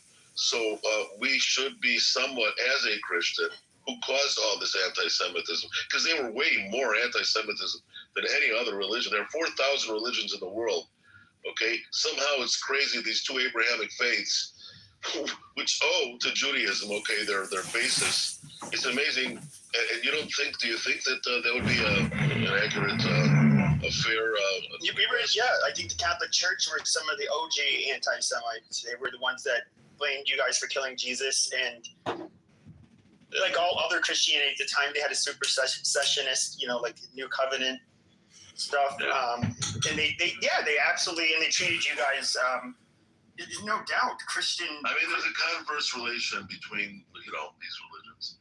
And when you isolate, and Christian, this was done under Christendom, they isolated the Jews from every profession with the exception of money. And now the Christians are saying, look at Jews, they talk about money, they're into money. Well, they've created that. Again, it's an interactive thing. They've created everything that they hate the Jews for. Well, I think that existing. I mean, I have unorthodox theory. Like, I do think that, like, why are Ashkenazi Jews in particular successful? I don't want to be mean. It's not. There's a theory there. There's a lot of things. I'm going to quote you, and I don't, the theory. When anyone even entertains Pepe is amazing. It's purely someone who talks like garbage. And what it said was because Jews were like excluded from like physical kind of work, right? Yeah. The Jews that can He's only do physical work unlovable. could bring as many children to the world as He's full Jews of who do hate. intellectual work. Because Jews were hired for intellectual work. It's Total, farming. It's what total it calls, garbage. it's called genetic drift. Yeah, you guys so. Pepe is a You failure. guys had selective Unlovable, pressures, full which of were the hate and opposite of lies. Christians. Total Christians were, garbage. a lot of Europe throughout, for well over 1,000 years was like a serfdom. You had the people were like Christians in Europe were deliberately left illiterate. Read a book that Whereas Pepe Jews never weren't. does. And then Go to Christianity. The Protestants allowed their people to read the Bible, right? And the Catholics were not allowed to read. Yes, I mean, this is, I would say, like selective pressures set upon the people by the Vatican and the. Yeah. And then what happens when the Protestant countries Fuck read the yeah. Bible, they start reading other stuff, they start becoming more literate, and they are more advanced than the Catholic countries. It's the same thing in Judaism. Well, sure, but what I was going to say is you also had a second. So the smart Jews became rabbis, and I guess marriages for the were largely arranged, for a good chunk of time while they were living in Europe. And generally the smart, intelligent ones were the ones that had all the kids, whereas a lot of the smartest Christian men ended up basically working for the Vatican and the church, and they're not having kids. So they're like cutting out the best genes, for the Pepe making Christians. shit again. He's a subject matter expert on Jewish history. There's also, I do think that's why Ashkenazi Jews in particular are successful, and they're in different. Well, actually, Jewish history shows that there were also a golden age. The golden age of Judaism was in Muslim countries, wasn't Spain. And well, you know why? Successful. Why? Because the Muslims came in and they treated both the Christians and You the have Jews to on eventually equal footing. realize listening and speaking to Pepe second-class is a citizens. complete waste of time. They treated them better than the Jews treated them when, or they treated them better than how the Iberian people treated them. Bibi, Netanyahu's father, was named Ben Zion Netanyahu, and he wrote, he was the main guy.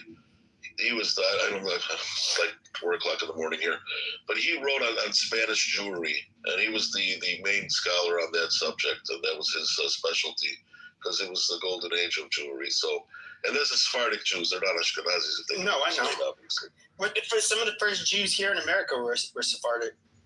Yeah, but exactly. America was almost entirely Sephardic Jewish in the beginning. Emma Lazarus, who wrote the inscription on the Lady Liberty, Haim Solomon, who financed the army, the military, the revolution.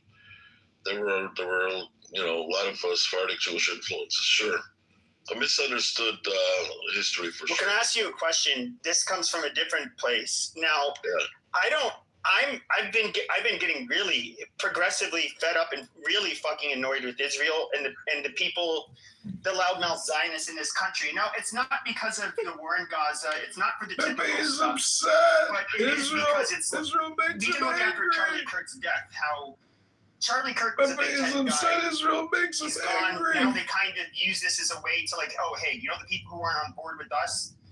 Hey, you know what? Let's just kick them the fuck out. Let's start a little civil war on the right. Then we have the people, and I'll even say the Iran. This shit was one of my biggest fears. And the world shakes. My biggest Pepe is angry, and the world shakes. Political reasons, I don't think it's the best for my country, and then I have to hear all this fucking Hasbro to say, oh, it's anti-Semitic to say Israel was the ones that tried to bring you into this war. It's like, really, dude? We're gonna play that fucking game now. Well, wait. We all know that the truth has got so many different sides to it. It's not really. I mean, think about it. We all know what did Trump do in Venezuela? What was his end game? His end goal there? Get Maduro out of power. Yeah, but eventually he wants to choke the Chinese of any of their sources of oil or gas or fuel or petrol. I'm totally out of it right now. But that's what's you look. Israel is a significant trading. Pepe doesn't have to worry about his future being shit. It already is and will remain that way. He's low IQ and unrepentant and a waste of time. I mean, think about it. Look at the region, for God's sakes. Who are you going to support? Jordan? Is Jordan going to give America anything? Your neighbors are worthless. I'm not talking about. Of course, they're worthless, and that's why America chose Israel over their neighbors.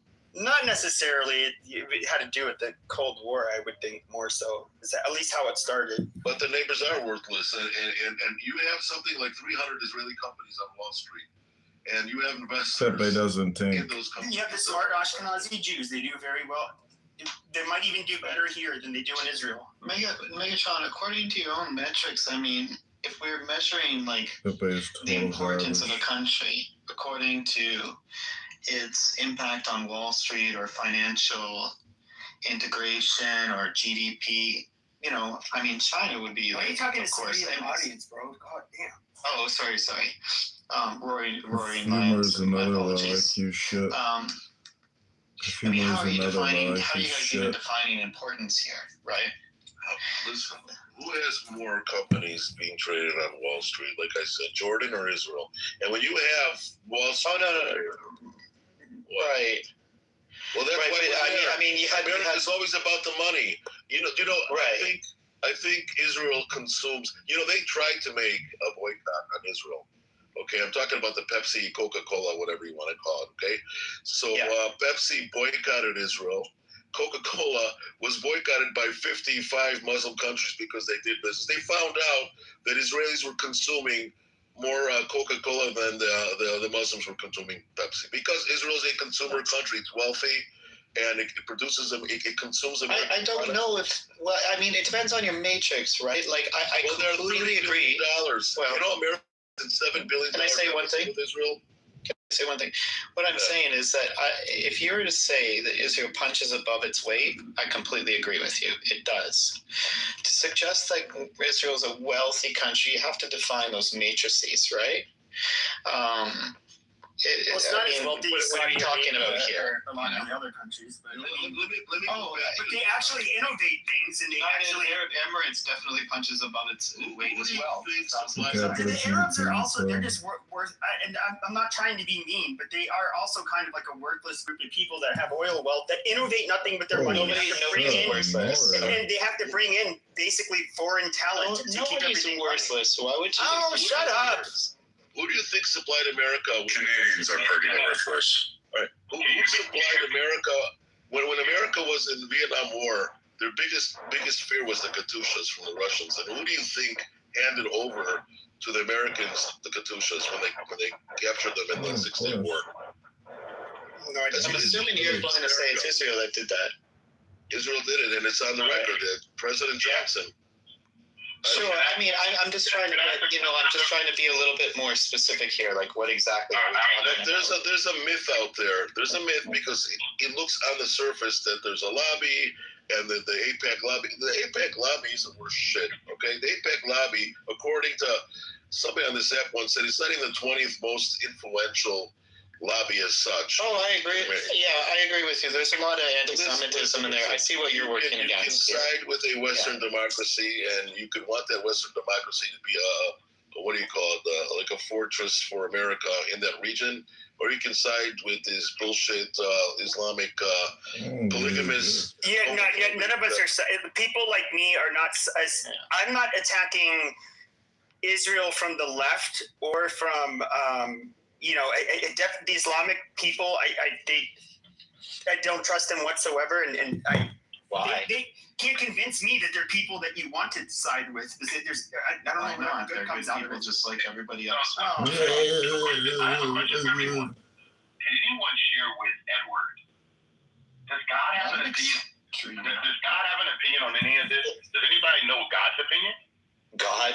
Yeah, I don't know. Why don't you tell me God's Yeah, but you don't know God's opinion any more than I do. Listen. Okay. I hope you're So, so. hold on, guys. You guys been talking a lot. Okay? And I've been hearing you guys. It's kind of interesting that you guys are all referencing people groups. But I have not heard one of you talk about God himself. Come on, dude. Are you trolling? Hold on.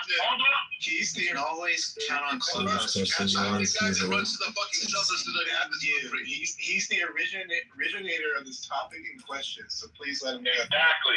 Because you guys are just having a conversation. Ever think about what God's opinions are. Go ahead. You know what? If me living here means anything at all, it's nice that you have this interest in our region. I say my region. Yeah, but why can't he make his point? Because everybody wants to give their opinion, and I think that we should. Go ahead. Tell us what God wants. He wants. made his opinion, Euro. I'm sorry I thought you paused and you were finished. Just go ahead, and I'm willing to listen. I'd like to respond. Why don't you just go ahead and respond? Okay. As a person living in Israel, as a person who understands Zionism, okay, Zionism was created because secular Jews were frustrated with the religious, whatever you want to call them, religious, superstitious, supernatural. They got sick and tired of saying, you people saying, God's going to come and God's going to save us for 2,000 goddamn years, as there's the next pogrom, the next blood libel, the next expulsion. So the secular Zionists said, you go out and pray with your books and your God and all this. I'm going to roll up my sleeves. I am going to hold a gun.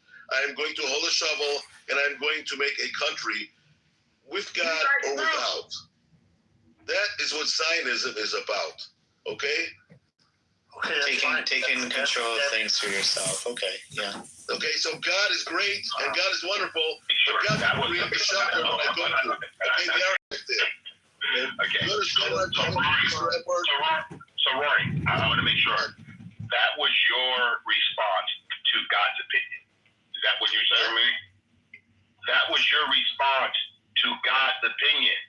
No, it's not. It's my response to you thinking that I have to think about God at all. I have to think about. All right, I got it. Hold on, Peppy, why do you want to address something when someone else is talking? Go ahead. I went on mute. Go ahead. Okay, so Rory, I'm going to ask again. Does God have an opinion in the affairs of men, or do they not? Does he not? Just curious. You know what, Mr. God, if you're up there, come fucking right down right now and stop those goddamn fucking Iranians so I don't have to go to shelter. Okay, is he listening to me? Is he going to do anything? You don't think I was religious once? You think any of this God shit is going to speak to me with all due respect?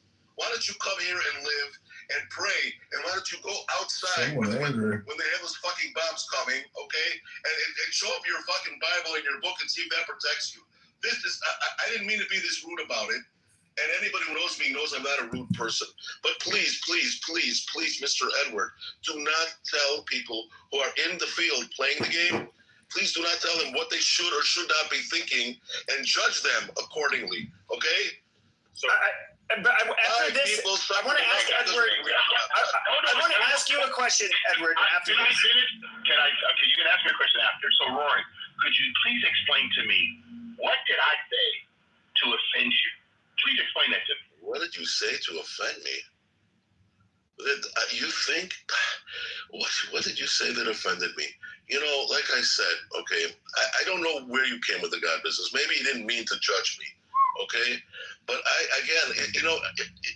he's a Christian Zionist. So that's. No, I'm not. Hold on.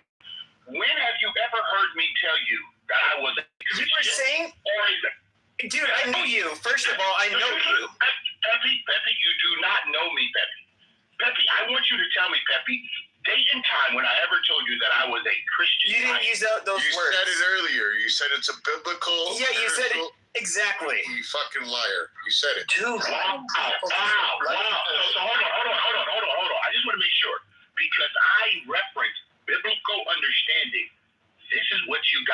said you support Israel. Yeah, if you biblically support Israel, that means you're a Christian Zionist. No, that's not. Hold on. I'm glad you guys agree because you're both wrong. You know why you're wrong? Because you have decided to label somebody. You have decided to label Zionists and label Christians. I'm going to ask you both a question. Could you please explain to me what Christian actually means, since you guys know so much about A Christianity? believer in Christ and his teachings, and you accept Jesus as your Lord and Savior. Amazing. Really? That's what you believe it is? That's what you believe it is? Yeah, the whole fucking New Testament. Yeah. Wow, Pepe, I'm gonna ask you a question. Pepe. I love Pepe's use of the word amazing. No, I know. Because Pepe, you have so much knowledge about biblical history. Could you tell me how many people in all the Bible, all of Scripture, ever call themselves Christian or Zion? You said Christian 3 times. I personally don't know, but you said earlier 3 times, so I'll just go ahead. No. I said it's mentioned 3 times, Pepe. Mentioned. Oh, I don't know. I know, Pepe. You know why you don't know? Tell us what your okay, but it doesn't. But when you use the term Christian, okay, and when you have Jesus who spoke Aramaic, it was part of it's in Hebrew, part of our religious texts are in Greek. I mean, I'm sorry, they don't have a fucking term for it. That's used in modern day. Yeah, but why don't you just tell us what your opinion is, Edward? The people are going to you can just hear what their views are. Okay. No, just say like what is your claim here? Excuse me. Are you speaking for Edward or are you speaking for yourself? Because the last I checked, I'm asking Edward what hold on. You're making. Articulate yourself. No, let him finish. It's so interesting. Are you guys trying to coach somebody on how they should speak? No, I'm asking you what God damn it, Perfumer! Let him go down with his line of questioning. Let him talk. The Perfumer. Come on, guys, we're having a good discussion. This is like on Clubhouse. How often do we get this kind of level of discussion? Guys are all. Edward, just go. No. 1 second. Don't tell me what to do, please. And you fucking jinxed it, Bob, by saying it's a good convo.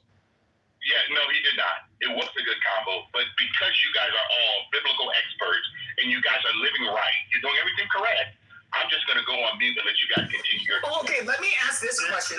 This is the question that I've wanted to ask Christians for a long time. So do you think that it's okay that you guys are going to... You guys act like, oh, yes, we're such strong supporters of Zionism and the Jews. But really, you want to fucking corral them like they're a bunch of fucking cattle into this state, this nation state of Israel, so Jesus can hurry up with his end times bullshit, and you're somehow the greatest supporter, which obviously there's a real contradiction there. And then at the same time, what I find most ironic about evangelicals is that they think that they can speed up God's time, that you guys can somehow expedite the will of God, which is absolutely fucking asinine and fucking retarded. And to me, it's like mind-boggling. And this is like what I said. I've never considered evangelicals and to a lot of Protestants to even be considered Christian, because you guys you have these bizarre fucking beliefs that are so... I mean, you guys have churches in fucking strip malls. You have people hanging from fucking, zip cords and doing whatever stupid shit while passing around a fucking, donation tray.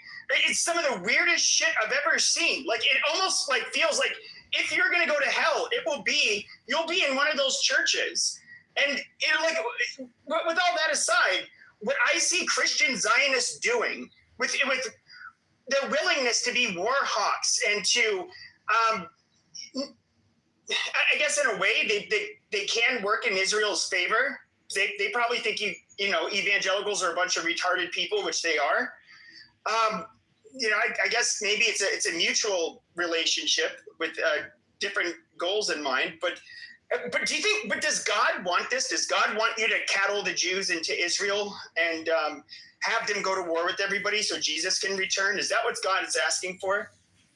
It seems to be that that's what you guys want, and you think that's what God wants. Which that's awfully humbling. I don't think I know what God wants. It's a weird friendship. Yeah. So Pepe, you have a valid point. I think, although I wouldn't quite use some of the language you use, but I think you have a valid point when you talk about the evangelicals and their affinity with Israel and the biblical message. And I think you also made a point with Roaring about how during the 8th to, let's say, 13th century, we had a golden age of Islam, and Islam was much more open ideologically than it was later. And today, so there was that period. And even Christianity's views, of course, have evolved over time to very significantly, and we should take that into account. So we have to talk about, what century we're talking about. But Pepe, I'm just curious, do you think that the U.S. Should not be in a war with Iran, or do you think that this is a good fight to be in? I hate Iran, and I think that they were always going to be somewhat of a threat. Do I think we had to act now? First of all, I think you would agree that Trump's reasoning and messaging for why he did what he did was all over the fucking place. It was stupid. And he was the so-called peace ticket, him and Vance, and he was going to put America first and all of this shit. Now, internally, what he was selling to Republicans, at least, was basically that. Yeah, I'm not going to go and get in like Middle Eastern entanglements. Like, that's bullshit. But he did it, and so that is why a lot of us are so mad at him.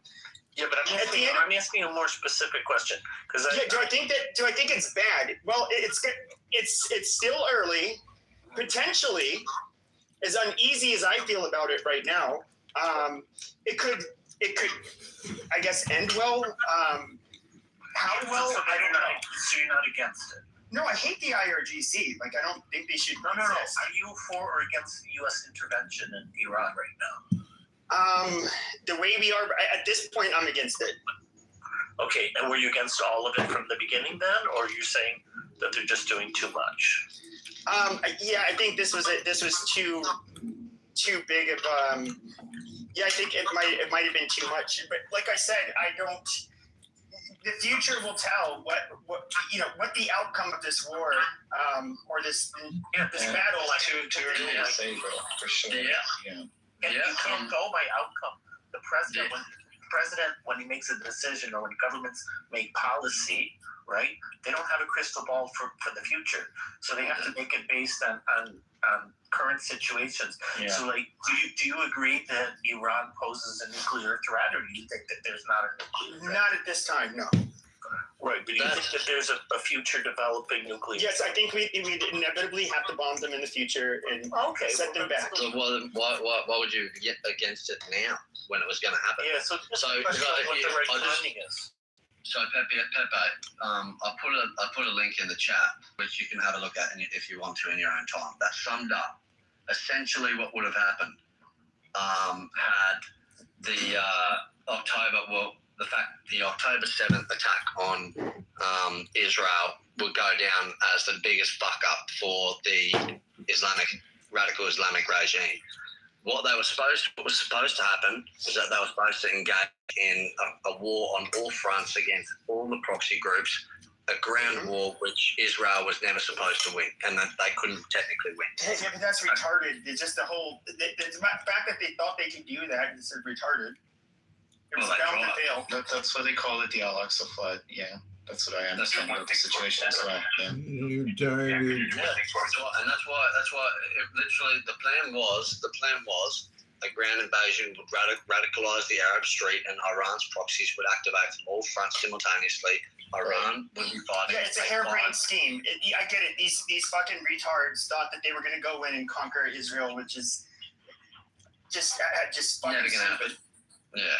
Well, I think it is fair to say, it's too early to say anything about this war. In my opinion, I genuinely think this is just the very, very beginning of the war. I mean, I could be wrong, but there's so many moving parts. It's hard to say. Hold on one second. I mean, I think it's fair to say the war started a very long time ago. So I'm just going to throw that in there. But Oh yeah, that's fair. Yeah. Yeah, Edward, go ahead. I think we're gonna know a lot tomorrow, guys. Like 48 hours. And then no, that's all I was gonna say. Go ahead. Sorry. Sarah, and I wanted to make something clear with you. I absolutely hate the IRGC. I don't know why you thought that I was some kind of fan of them. Listen to Edward. Yeah, you're not an IRGC member for Fever. I got it. Go ahead. No, I'm not saying you're our IRGC member, but anybody who believes IRGC versus the Iranian people. When we say they killed this many people and they went in the streets like hospitals and shot people in the head, and somebody asked me for proof. I never asked for that. They like IRGC. Yeah, Sarah, we get it. The IRGC kills their people. We all know this. I mean, I know it's horrific. As long as we agree to that, and then we don't say, well, but maybe they killed 3,000, not 30,000, because that word. Okay. Let's move on. But thank you, Sarah. Thank you. Edward, I think you said you had something to share. Yeah, Edward's going in. I think Stumper wants to go after him. Go for it, Edward. Ask a question of you. When did we get experts on Israel and the Iranian people on Clubhouse? When did that happen? Motherfucker, you're the one who said that you support them because of what the Bible says and whatever fucking shit. You were saying that you. Hold on, Pepe. Could you do me one favor? Please never talk to me like that again. Please. I've never spoken to you like that. I will never. Okay, my apologies. No, Edward's he's always a respectful guy. My apologies. I was heated. I was not trying to insult you, but I apologize. I will not try to talk to you in that kind of tone again. Hold on, I hear like a duty saying that Edward is Clubhouse royalty, and he'll be respected on my stage, and he's also, elder. So we gotta respect our elders. Please. I've always been respectful to Edward. He knows that. Not to age-shame you, Edward. Yeah, but Edward knows I've always been respectful to him. And I apologize, Edward. I apologize. A little heated there, Pepe. Yeah. Except for 30 seconds ago. Most major conflicts concern the region. You know what gets me is that the whole reason why anybody in Pakistan or Indonesia or Morocco has any interest in what goes on in a few hills here or there, which was called Palestine, was because of religion. So it worked against us when the Muslim imam in Indonesia preaches against these Jewish people or kibbutznikim, or it works for us when these evangelicals, misguided or not as they may be, it just makes the whole conflict so much more confusing because there's really no other conflict that I know, whether between the Greeks and the Turks or I don't know who else. I mean, usually those conflicts are just left in the region and they're talked about. They talk about territory, resources, so on and so forth. It just makes it so much more confusing when people come and they add the religious element to all this. Can we see if Edward has more to say? Because I would like to hear from him. It seems like he keeps getting cut off. Yeah, I appreciate your submission, Roy. Because I happen to be an American and I've been to 54 countries, I've learned something in life, that the majority of Americans, they don't have enough knowledge of their own government, yet alone other governments and how they operate. It's kind of quite interesting that us Americans believe that we have some type of moral superiority because we happen to be American. The conflicts around the world are centuries old. I mean, we're talking about 3,000, 4,000 years old. This is not something, guys, that we can just sit on Clubhouse and think that we have a complete understanding of. 100%. Okay? And for us to actually get on here and have these conversations as though we know the background, the history of all of these. Pepe, this is Edward calling you. That's your shit. That's been going on in the parliaments of all these different countries and how they operate. Guys, let's do ourselves a big favor. Let's stop thinking that we are experts of anything. Okay? Anything. Yes, we do have opinions. We all do. But the mainstream media, the talking heads, and all the influencers, that's all they are, guys. They're not on the ground. They do not know what they're talking about. They're trying to sell information, guys. Let's just all realize this. The mainstream media wants to sell newspapers. Talking heads want to make more money.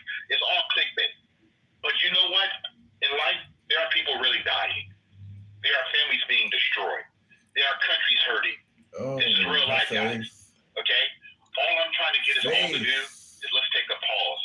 There's one race called the human race. And if we don't all get together, we're going to obliterate each other. We're going to devour each other. At some point, we have to die. Do we really want peace or we don't want Faith at peace? St. John. I don't like division. I do not, guys. I hate division. Okay? Whether it's male and women gender wars or ethnic group wars, all this stuff. Guys, my wife says it very clearly. We can walk by a bed of flowers and they're all different, but they never argue. Why can we not, as people, come on a stage and just have a meaningful conversation? That's all I'm asking, guys. I'm not against anybody. No, that's nice, Edward, and I really appreciate a lot of what you said, if not everything. I wish for a day that we can all really get along, but I'm sure we all heard of Darwin, and Darwin had that theory of survival of the fittest. And in our psychology, there are Darwinian psychologists that will tell you this, that no matter if today it's religion, tomorrow it's going to be something else, the day after it's going to be something else. That's just the way the human mind is programmed. That's the way the animal mind is programmed. Mammals are like this. If I have it, you shouldn't have it. You have it, I don't have it. Yeah, it's always going to be a primal superiority thing. We're a divisive species. No. I land on this. Edward's biggest challenge every single day is the one he sees in the mirror. It's Edward. Okay? I believe that sin, S-I-N, is self-inflicted nonsense. Every problem Edward's ever had is the ones he's created. I'm not going to go around the world thinking that someone owes me anything. Okay? And for all of us, your biggest issue every single day is the one you see in the mirror. All of us are 100% responsible for the outcome of our life. No one's coming to our rescue, guys. There's no central government. There's nobody coming to help us. Listen, if you wake up every day, just go be the best you can be. 8.4 billion people on planet Earth. There's only one of you. You are not a copy of someone else. Each one of you are an original design. Yeah, your fingerprint. that's right. So all I'm saying, Warren, let me just land. Please let me land. Guys, I'm not going to say anymore. All I want you all to realize this: together we're better. If I don't love Edward, I can't love my neighbor. I land. I was Edward, that's exactly how. I give him any more 100% because I ran out of 100%. But I agree with everything you said. I think we need to take more responsibility, and I think a lot of people here are making up excuses about like why we can't do better. We're talking about we're talking about geopolitical issues. I understand in our own personal lives, 100%. The outcome of your life it's the primary person responsible. In Pepe World, he is not the problem or a problem. In Pepe World, he is the subject matter expert on everything. And politics, it's the shit that we're talking about right now is talked about on a group level. So I mean, I don't. Yes, I understand you shouldn't scapegoat. Sometimes you can. I mean, it should be. I don't know. Ask a Jew in Auschwitz, should he have scapegoated the Nazis? I mean, which it wouldn't be scapegoating because they literally were killing them. But that's the thing is like instead of just like labeling and stuff, like you can just discuss the actual views and we can have an exchange, right? I'm completely you're talking and all this stuff. And like, I love that. I respect you. But I bet you still go to bed at night locking your doors and windows. I bet you keep that 9mm close by. It's not you that you have to worry about. It's the rest of the world. Yeah, exactly. That's what the conversation is about. And even though, because what he's trying to say is, yes, we might wake up and try to be good people, but the problem is there are other people, aka the geopolitical thing that we're discussing right now, where we have radical Islamic extremists that really want us to obey their law or they want us dead. Simple as that. I'm sorry, I disagree with you, bro. And I agree. There are those people. Edward, if we had people that woke up every day, let me just address Mike because he said something, and I agree with you, Viking.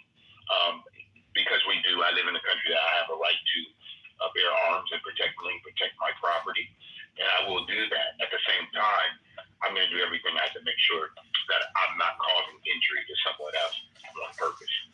thing caused more injury in the history of man than religion, with all due respect. I mean, just look at the empires. I mean, look at the empires, okay?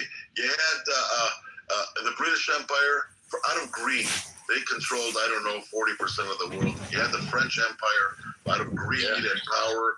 But you know what empire was bigger than both of them? Was the Christian Empire, the religious. They spread from Palestine or Israel, whatever you call it. The Crusades.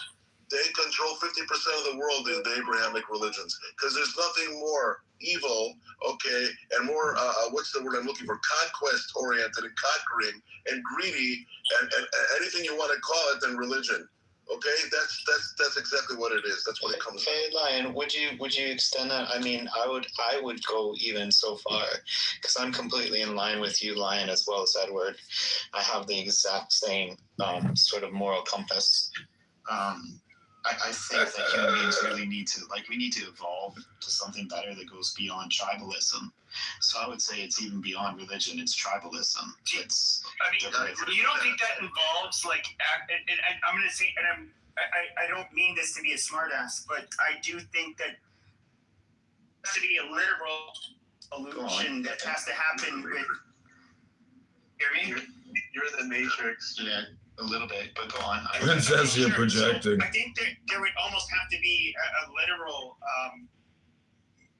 evolution that would have to occur. Now, look, and this is something I remember watching something about medieval tortures, and some of this would occur up until just a couple hundred years ago in Europe, in the places we think are the most humane and egalitarian, and just how they would execute people and how barbaric they were. It's just like, holy shit, these guys are, you don't see this anywhere in the world today. Yeah. Well, Pepe, just going off of what you're saying there, like this guy I always bring up on Clubhouse to everyone, really huge fan of him, is Dan Carlin's Hardcore History podcast. He really traces out a lot of, terrible things that human beings have done to one another, right? Mm-hmm. And so I'm a huge fan of history, and you guys are exactly right. The problem with humans is that we're very tribal, and it's a very specific part of the brain. It's the amygdala. That's the part of their brain. Amygdala? The amygdala. It doesn't do mathematics. It doesn't do computation. It doesn't even think about long. I love as a leftist, you brought up that's something that I was always called a Nazi, all of this stuff, because I was like, I think places should remain largely homogenous. This whole multiculturalism shit doesn't work because the default for people is tribalism. And right, and I agree with you. Right, and I agree with you. And some people may split. They'll say, okay, they'll be pessimistic. They'll say there's no way different tribes and groups of people can ever get along. But I think that we can. We just have to be very self-aware. I'm gonna get Supper in here. You got it, Supper. Thank you so much. I've been patient and I don't mind. I've been meditating. God, I'm all zen today. So I would argue, number one, that there are tons of Persians on here, Persian Jews, Christians, Muslims, who all are quite see the world. I've always wanted to go to Japan. I live there. The history of modern day, first time the Arabian Peninsula, how Arab countries intermingle and don't. The Jew versus Arab conflict, if you look at it in land. I would say they know far more about it than Donald Trump, in fact. And that doesn't really matter. His agenda is one to distract from other issues that he doesn't want to draw media attention to. That being said, it's an important conflict, and I am certainly a proponent of it, but the timing is awfully off. He might as well go after North Korea, Venezuela for oil, let's say Iran for oil, ultimately. Really, he's distracting us from the Epstein files, which is a huge embarrassment to him. The criminality is not maybe even as important. It's the embarrassment. Brain dead. And So Are you trolling, bro? No, he's not trolling, but he's saying, well, hold on. But I think what he's saying is that There are six, as a Jewish person, Let's go back to meditating, brother. Yeah, go back. There are six Jewish billionaires. Dr. J, do you Hold on a believe second. IRGC killed the 40,000 people? Hold on. I haven't even gotten it out yet. From Epstein. okay, dude, he's not. Dude, he's a Jewish guy. He's not. He's rather sensitive. So what? That he's Jewish. That doesn't make him smart. Jewish billionaires, including Americans. This is so retarded. He doesn't have to answer that. Just let him finish his points. There are six Jewish billionaires, including Les Wexner, and Jews that I actually know through family members who are being deposed, right? There is a strong, this isn't a Jewish issue, but there's a strong incentive to move away from the Epstein case in the news, whether there's criminality associated with it or not. This is not pushing any particular anti-Semitic trope, other than by coincidence. But you are pushing a narrative there happen to be wealthy. Because again, you're not outraged at Ellen DeGeneres. You're not calling for her head. You're calling for Donald Trump, saying it's embarrassing to him, but there's no smoking gun that you have. You're just labeling things and throwing it at the wall, thinking, "Oh, this is going to make my point." You sound like a CNN broadcaster rather than someone who's actually. Why are you making assumptions? I'm just sharing information Half of the world secondhand from the Jewish pop. Okay, Sarah, I'll give you this. Jews as a population. We are so small, it's almost asinine, right? Israel is an important geopolitical influence. There's no question about that. But the Epstein issue, to some of the most prominent people in America, is something that they want to push under the rug as quickly as possible. So if you Princess is a little angry. A distraction, then they're completely fooling themselves. I have nothing to win by saying that. I'm just sharing my understanding of But then why aren't you guys on your side of that aisle calling out for Ellen DeGeneres, who's clearly advocating? Princess is an angry shit. Other chef crown. Mikey, why are you always so on war? Why are you talking? Fever, why do you open your fucking mouth? Yeah, I'm not saying. Perfumer. You allocated Trump and said, "Oh, he's wanting to distract us." No, the people that seem to want to distract us forgot about it. We're quite literally the ones who keep harping on it and keep bypassing the fact that we actually have audio, visual, and documented evidence of your biggest champions, Ellen DeGeneres and others, screaming about eating kids, and you're like. But Ellen DeGeneres, okay, let me answer your question, but let me back up first. Sarah is upset about me pushing the Epstein. I don't care what Sarah's upset. Well, hold on, let me just answer your question. Sarah is not part of that. But Sarah can't seem to handle the two things can be true at the same time.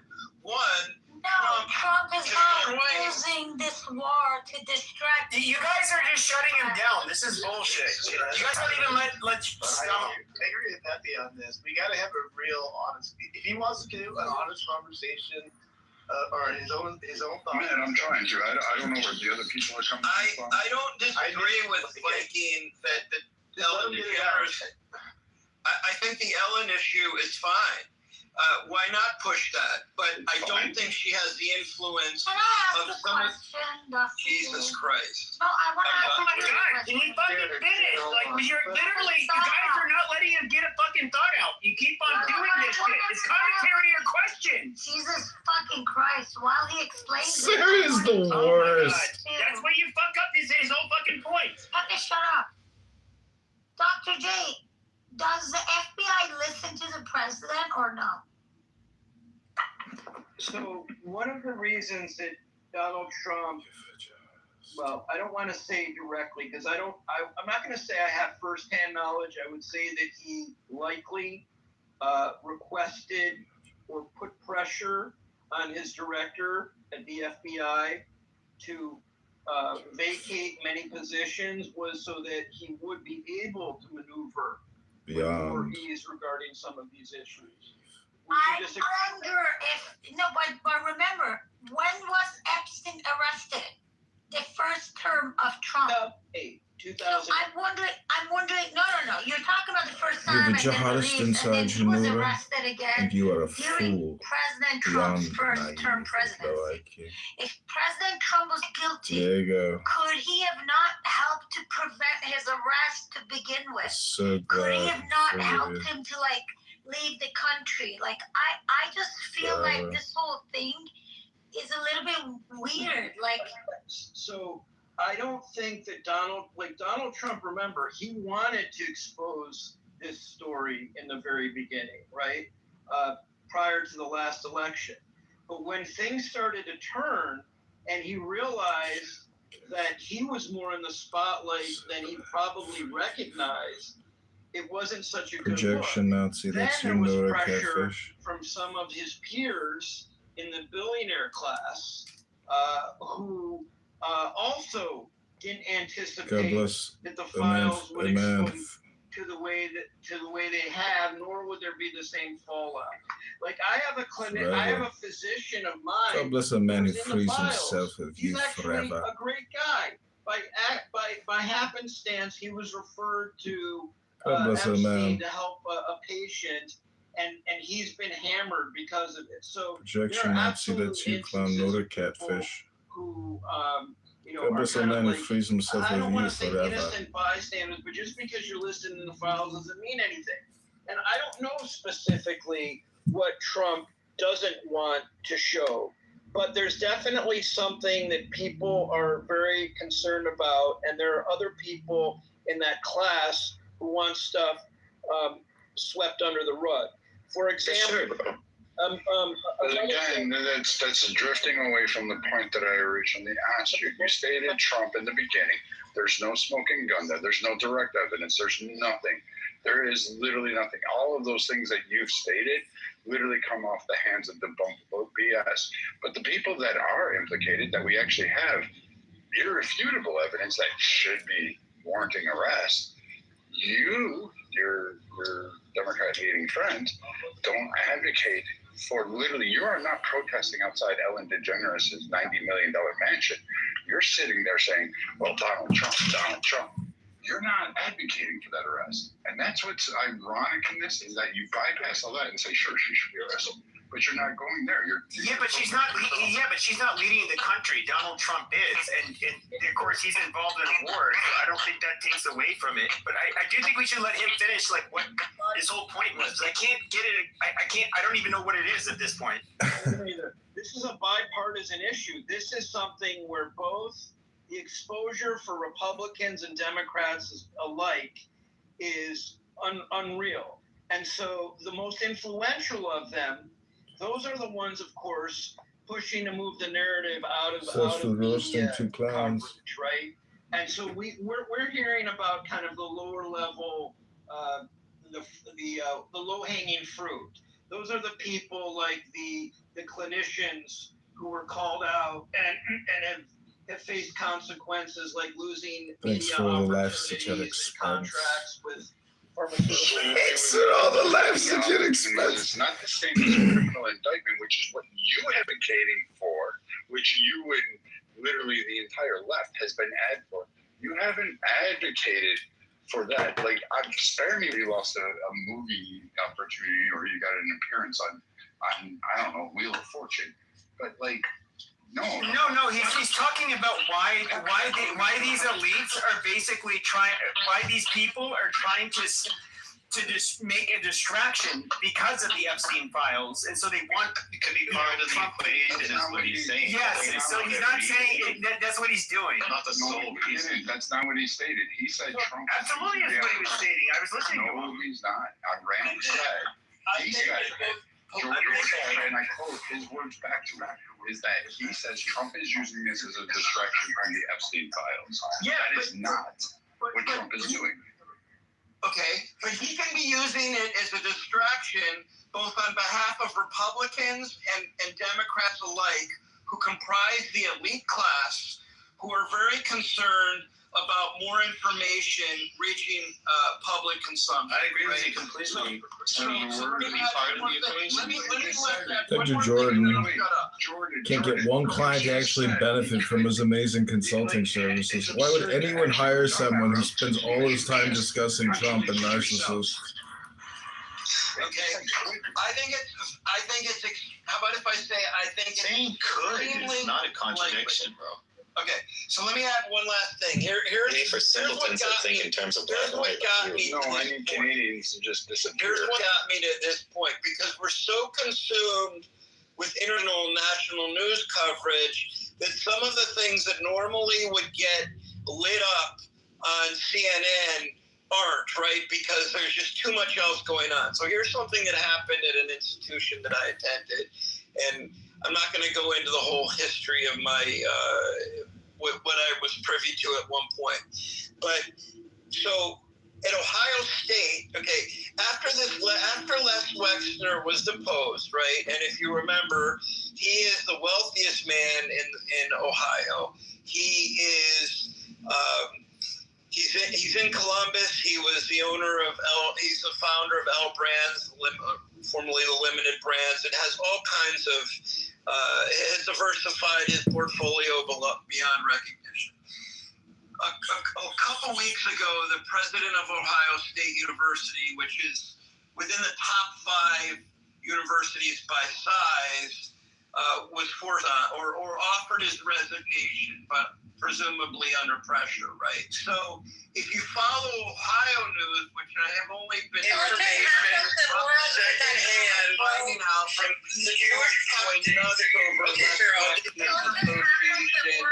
with Epstein beyond what was already covered for a couple of years intermittently, right? So what I'm getting at is all these trickle-down effects. Like if we follow the money and we tracked every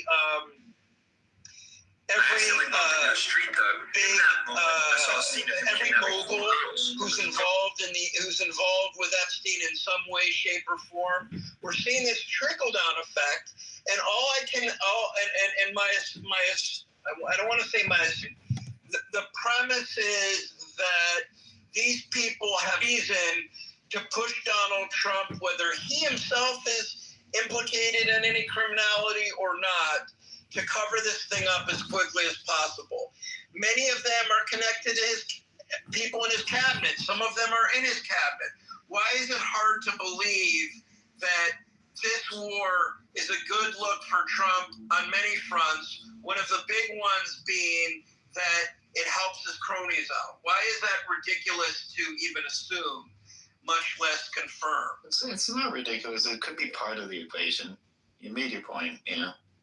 Yeah, I think Perfume really summarized that well, because this could be part of his motivations, right? But it doesn't really address the issue of whether there are conditions that warrant the war or not warrant the war. So his motivations might be there, might be part of a factor, be difficult to assess. If you remember, Clinton, 3 days after he testified before a grand jury about Lewinsky, he had ordered attacks on Afghanistan and Sudan in response to the they made a movie on that. What is it called? Wag the Dog? Wag the Dog, yeah. Well, it was a film at the time, and so it sort of was reinforced by that film. And there were embassy bombings in Kenya and Tanzania, and that's how he chose to respond. And so I also think, taking a look at these situations purely through a left versus right sort of divide and making assumptions about one another kind of distracts from. And that's kind of what I was trying to, and that's kind of what I was trying to diffuse, like what was happening with, with Stump. Is he's like, at the end of the day, you have to understand when it comes to Donald Trump. Okay, he was somebody. Pepe is a diffuser. On the left and the right, his whole fucking life. 100%. And he's somebody. And if you look at like New York City, where he's done really well, largely left-leaning. Yeah, and very wealthy. Well, but that's why the problem when you take a look at very complicated situations like war. Beyond left and right. Look at the situation. Iran is a threat. That's a real threat. It's a nuclear threat. It does have to be dealt with at some point in time, whether it's now, whether it's in a few months. And so then the question becomes, did Trump have reasons to act now? Now we had the protest in January 9th and 10th. That would have been certainly a factor. There's other factors that point to now. So I think it's important to take all of that into account. But this is the problem, though, is that like for those of us on the right, when we can look at what he was saying for years, and he would like make his little snide remarks saying like, "Oh, watch, this candidate will try to invade Iran in order to, save the midterm," or some shit like that. Why would anybody want to be classified? Like, why would anybody want to allow themselves to be classified as like, I'm on the left, I'm on the right? It's dumb. Let me ask. I don't want anybody to stop thinking. Yeah, but politically, you do have a lot of retards. I'm just saying, like the everyday people, they don't. First of all, the everyday person is rather moderate. Most people do not really care to look into things that much. Pepe's not actually on the right, the so Republican or conservative. like, Pepe is an anarchist liberal. On the left, there is a good chunk of the population that will mean something to them. Yeah, and let me state one thing. I am quite moderate, and quite frankly, and I'm Jewish. And when Trump attacked Iran, I was all for it. Don't get me wrong. I mean, you may think that I'm concerned about Israel. Yeah, I'm concerned about Israel, but I don't want a fucking nuclear war hitting me here in Los Angeles. Like, I'm way too fucking selfish and narcissistic to worry about any of my relatives in Israel at this moment, because I'm just as worried about my own ass. So as a moderate, here we go, narcissism, I'm trying to think, well, wait a second, this is a great thing, but you can't. As a moderate, I guess maybe hopefully more neutrality and objectivity than people far right or far left, maybe not. And my hope is, though, that you do something really decisive, like jump into this war at a time when it's super necessary. I guess it almost doesn't really even matter to me. They kicked me finally. Oh my God. And we're still filming. And we're still going. Right? But here's the difference. Oh my God. I roasted those motherfuckers a long time. Okay, this is Bible Quran. I roasted some motherfuckers for quite a hot minute in the chat. And we're still filming. Don't you worry. John Kitover is still recording your stupid room. And all the little loser complainers are, John Kitover's filming this room. Oh, John Kitover's filming the room. Oh, he's recording you right now. Ooh. That was a lot of fun. I roasted the ever-living shit out of Pepe in the chat for quite a long time. It's so funny. I feel like, don't respond to people in the chat. Don't respond to people in the chat. Stay focused on me. It's my show. So they finally caked me, but we've got other burners in there actually recording that room on YouTube right now. So let's just go to YouTube Live. Oh, hey, Rabbi is here. My good friend, the Rabbi. Hey, Gatron, how are you? Oh, look, it's Princessia. I hate John Kitover. I hate you. He's recording this room right now. John Kitover is recording your room. I hate John Kitover. I hate you, John Kitover. Must be. Did she come up? Oh, she's obsessed. I'm obsessed, she claims. Oh, it's obsession, huh? That was just the name of your stupid fucking room or house with your loser boyfriend who you only sucked his cock, never actually fucked him, and now he doesn't want to have anything to do with you. He's obsessed with me. It's enough evidence to at least have a grand jury indictment. Now, I'm with you on the Pam Bondi thing. Like, where are the fucking indictments? Because I read the files. I'm not through a good section of them. I haven't read all of them. There's 3 million pages. It takes me a long time to read 3 million pages. It's going to take me years to go through them. Yeah, it'll take you fucking years, Brad, to do 3 million pages. Somehow, what I have been able to find so far is enough to warrant at least an indictment. And it should have been an indictment. Have some class, Baldy? Okay, you should have some class too. And don't make terroristic death threats in fucking elevator shafts, you fucking loser. He's being so mean to me. He's being so mean to me. Why are you being so mean to me, Kitover? Obsession. Obsession. Obsession. Nothing. I'm over here chilling. What are you doing? I'm trying to hang out. Don't let the haters ruin your vibe. No, she's not ruining my vibe. I'm making fun of her. That's all she's worthy of is being made fun of. All the waste. Oh, I don't even know why I ever even spent any fucking time talking to her. What a waste of time. So stupid of me. It was a bad first impression, but I'm sure you guys could probably be friends on some stuff. There's no point. What's the difference? She sits there, calls me Hitler. She's the fucking Hitler projecting onto me. She's the one who lives her life fucking. They fucking Jews. These fucking Jews. These Jewish people. I hate them. Of course, a Jew is telling what others are worth or not. Princessia, what? You want me to just kick you out of the room? And I can help you. You can just go on your way.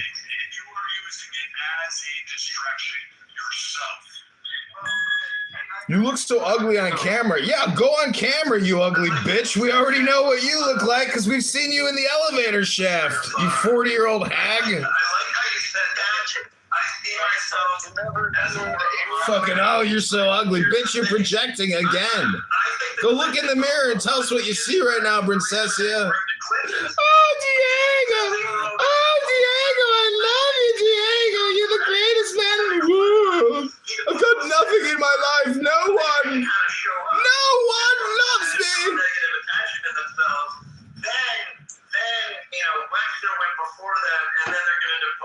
Little fucking rat in the chat. Oh, John Kitover is filming your room. John Kitover is filming your room. Oh. She's sitting there looking at my YouTube live. You're one of my best customers. You were recruited to do Miss Kentucky? I don't see it as so much a political issue. I see it as a political class issue. I see, like, some of these other people may be Democrats. Like, I look at the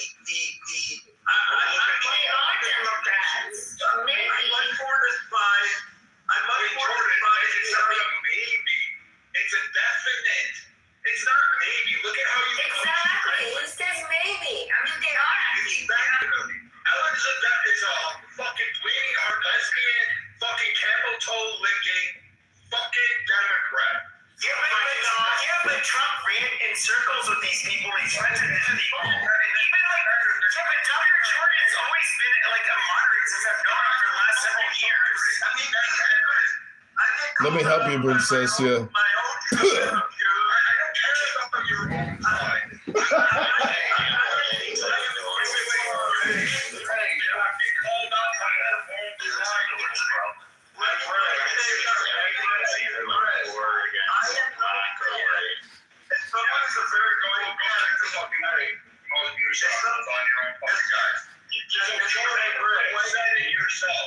You got called out by your own side. Those are your words.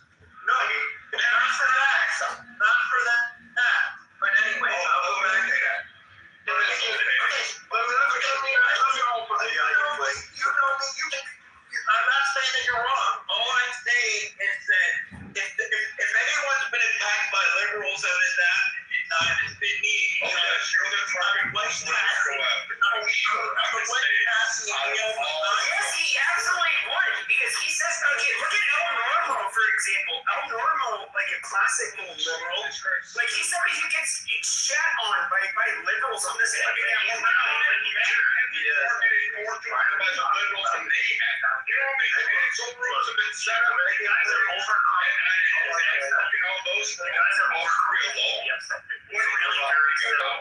This guy getting attacked by his own fucking group. Sorry, you didn't bend the knee to your own. At least in my group, we'll argue. Like, I'll go toe to toe with Patrick. But the next day, I'll still be buddy with him. Your issue is that Your issue is that you fucking think the world is either good or bad. I hate fucking Canadians. The only thing you guys overproduce is fucking movies. Hello, do you guys hear me? Yeah, I'm trying to get in here, but I love you, man. You're great. Debbie, you're awesome. Love you guys. Blake, get in. Can we get rid of the Canadian though? I know. Drop that fucking piece of shit. Okay, cool. All right, Blake, you've been trying to get in there and go for it, man. You're up. Yeah, I don't want to take thanks, man. I don't want to take up too much time. I just wanted to say, man, you know, I fucks with you a long way, man. We go a long way back, man. I think that our side is really doing the same thing that, you know, we spent like years talking shit about the left on. And like, yeah, definitely, the left didn't want to touch this fucking grenade just as long as the Republicans didn't want to touch it. They've been rolling this fucking grenade down and down and down. No, prove it. They sent an airplane filled with money. What are you talking about? Fuck up, please. No, you need to shut up. Don't lie. I'm talking, man. First off, the motherfucking mind in this room gave me some space, so shut the fuck up. Please. Let him go. Come on. Damn. You've been doing this shit all while. I've been listening all fucking day while I'm working, cooking, and doing a whole bunch of shit.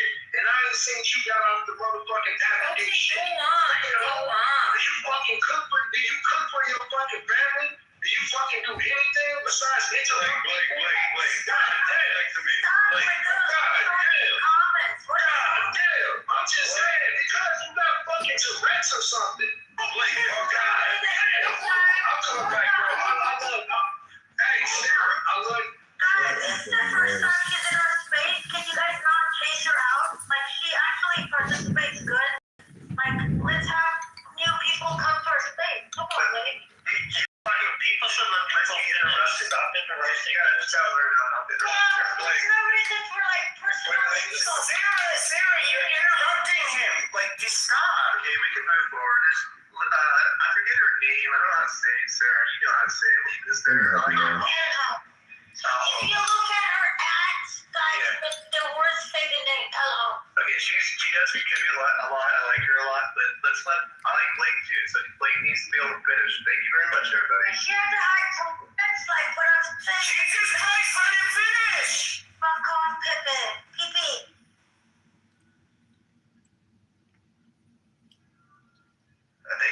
He's still here.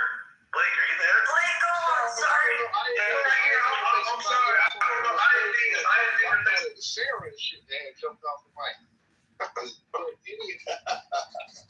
But anyhow, Brad, all I'm saying is I'm saying that right now we're not taking not you, but a lot of people aren't taking the criticism from our side, who is holding our side accountable, other than like the left, who tried to pretend that Joe Biden was half dead the whole fucking time, didn't try to act like the elections was a little shady, didn't give two fucks about vaccine mandates. So we can go on and on and on about the shit. The left is lost, bro. They're already dead. You get what I'm saying? Politically, like any legitimate political party, they're fucking dead. Their credibility is done. But no, I get that, Blake. Here's my question. My question back to you. Where is this? Because that outrage that they have now about the Epstein, we can have that. Pepe can have that criticism. I can't take that. I can't take it. I'm good. How are you? I can't take it from Elham, Sarah, and Harry. I can't take it from Ocean. I can't take it from none of you guys, because you know what? You guys have been on that fucking trend for 5 fucking years. Jordan, bitch, is still single. I know what you mean. Yeah. God, a fucking stupid dog. Hey, here you go. These are my people that are on there. You know what? I want them gone. They take their bad. They big. Girl. Just to hurt the mid. Yeah. And then they're labeling all absolutes. What is it? You and Pepe? Yeah, you can critique me on that. But I'll ask I'm in another room. Give me the smoking gun with Trump before I say, hey, you know what? This guy deserves to have that investigation. And everything. It's the title of it is Trump 48 Hours. What happens next? You and Pepe, I hear what you're saying. Politically, politically, I'm on board with you. I know they just being advantageous about it because now it's time to fuck Trump. We fucked Biden hard. Yeah, check it out. Bro, because he was fuckable. You get what I'm saying? Like let's go Brandon. Like, come on. But the thing about this is where the criticism from our side is like, damn, we want to fuck with Trump. And Matt knows, bro, I've been trumping. You know what I'm saying? Matt motherfucking cool, no. But it's really hard to swallow when your guy comes out and it's like, man, y'all still talking about that Epstein shit? That was suspect as fuck. And we that's not a smoking gun, but that's a pause. And all I'm saying is that I think right now American citizens need to pause this whole political Crips and Blood game right now because what are you doing? I'm trying to hang out.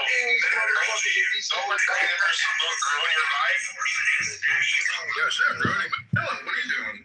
Dylan, what are you doing? And all I'm saying is there's one guy on our side that I'm just really pissed that we're not. I accidentally bumped into a street thug. In that moment, I saw a scene of him kidnapping 4 girls, but the thug acted like a little kid. I immediately contacted my son and asked him to verify it, because since the day I was born, I have carried a strange ability. As long as I touch a criminal, I can see the scene of their crime. Not only that, my body cannot be harmed by knives or bullets. Even in a train derailment, when no one else survived, I walked away without a single injury. Considering my son sent back the message. Recently, 4 cheerleaders really had disappeared. They want to give me a prostate. We need to prostate out the hill. You know, like, that's not happening because guys, like, you guys are still talking about that Epstein shit, bro? Like, come on. No, but it's a hard thing. Like, they exclude the fact about Richard Branson. Everybody should know who he is, Virgin Mobile. Like, how many times and how close the connections he was. And then guess who got to hang out at his yacht for a year? Like, you mean to tell me there's no connection between that? Okay, sure, I know Bob didn't hang out with him. But again, the police had no clues at all, but the scene I saw earlier let me lock onto their location. I put on my raincoat and became the hero again, but I underestimated that man. He has 24 different personalities. Each personality can switch at any moment, depending on the environment. The one I saw earlier was only a child personality. The most terrifying one is his beast personality. Just when I rescued the 4 girls, a terrifying howl like a wild animal. Before I could react, the man was already rushing toward me. It was shocking. His streak was terrifying. I immediately told the girls to run, but it only wanted this. I stepped forward to block him. The beast was even more savage than I imagined. He locked his arms around me from behind. Fortunately, my body cannot be destroyed. We struggled for a long time. In the end, I grabbed him and jumped straight down to the 5th floor. Just as we prepared to continue the fight, a powerful light suddenly shined over us. The beast collapsed instantly. His personality started switching again. I was about to leave, but suddenly police lights flashed everywhere. All these years, I had been acting in secret. The police had already been watching me. I thought they would take me to the police station, but the result was different. This enrolled me and that man to a mental hospital. His name is Kevin. Kevin's cell is filled with blinding spotlights. The lights can turn on at any moment, because his childhood left deep scars, and my room is even more ridiculous. 46 high-pressure water cannons point at me at all times, because when I was a child, I almost drowned. Since that day, water became my greatest fear. All this was arranged by the chief doctor. I accidentally bumped into a street. well, then you should support him if I think that he's kind of taking advantage, exploiting an opportunity, grifting. I don't have that same opportunity to go over there. I don't think he should be acting on behalf of the U.S. or any kind of diplomat. I don't think he's trained to do so. But then I've had people argue to me, hey, look at what he pulled off in Israel. Why shouldn't he be doing it? So I have mixed feelings about that. But I think this is a wealth class issue, not a political class issue. And if anybody out, You already looked at it a little bit for you? A hot girl left her seat, and we bet on how many men would sneak a look. At least 8. I've been stuck at sea with my boss for 3 days. Just when I was about to break, I just wanted to take a sip of water on the plane, but suddenly my fingernails started to turn black. As a doctor, I immediately realized this is a sign of severe hypoxia. Before I could think of a solution, the water bottle in my hand began to twist and deform. The cups on the table began to shake violently. The flight attendants noticed that something was wrong. She quickly sat down, fastened her seatbelt, and urged others to do the same. But it was already too late. The next second, the plane encountered turbulence. The water in the cups began to float in the air, and passengers fastened their seatbelts were sucked into the air by the powerful air currents. The pilot realized the danger, quickly putting on an oxygen mask. Cabin depressurized and oxygen masks fell from the ceiling. Everyone hurriedly put on their oxygen masks. My wife had already lost consciousness due to oxygen deprivation. Meanwhile, a girl was trapped in the bathroom, but the airflow prevented the door from opening. Ultimately, she lost consciousness due to oxygen deprivation. I trembled as I made my way to the crew area. I took a bottle of oxygen from the first aid kit, quickly put it on my wife, and saved her from the brink of death. At that moment, the cabin pressure miraculously stabilized. The captain announced over the intercom, explaining that while the plane was crossing turbulence, the seal had broken, causing abnormal pressure. They had handled it properly, and passengers need not worry. Everyone finally breathed a sigh of relief. A man built a bunker in his house to survive a nuclear bomb. As soon as the husband and wife went inside, their house outside disappeared in a moment. The scientist husband quickly shut the bunker door tightly and set a timer for 35 years. He explained that nuclear radiation takes 35 years to completely go away, so it would only be safe to go outside after that time. Hearing this, the wife became scared and felt that their whole life would be spent inside. But the good thing was that the husband had already stored all the necessary supplies for 35 years. He had even built a large supermarket inside the bunker and kept a big 28-inch TV. The most comforting part was that over time, the couple had a healthy baby boy. The wife lovingly took care of her son Jack, holding him, playing with him, and raising him every day. The husband also spent his free time teaching Jack boxing. Even though this place had no sunlight at all, the family still lived their life comfortably. As the years passed, their son Jack grew into a 35-year-old man, while his parents became old with white hair. One night, they suddenly heard loud noises coming from outside. The husband and wife quickly moved forward to check, and then they realized that the 35 years were finally over. A man built a bunker in his house to survive.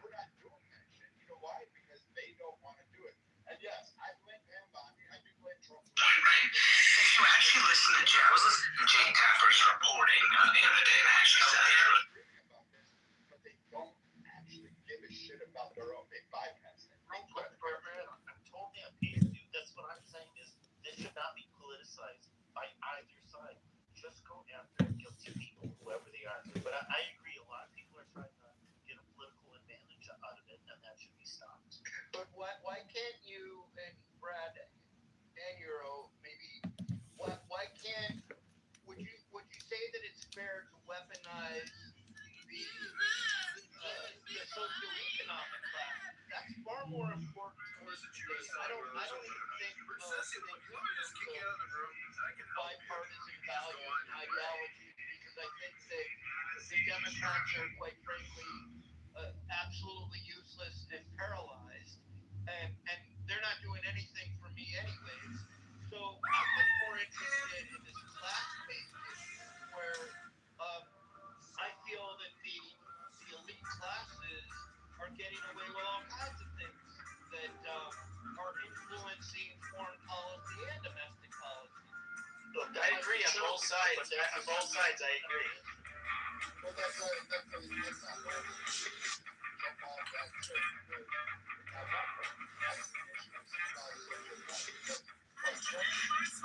But it kind of is. You were only wealthy and powerful. It's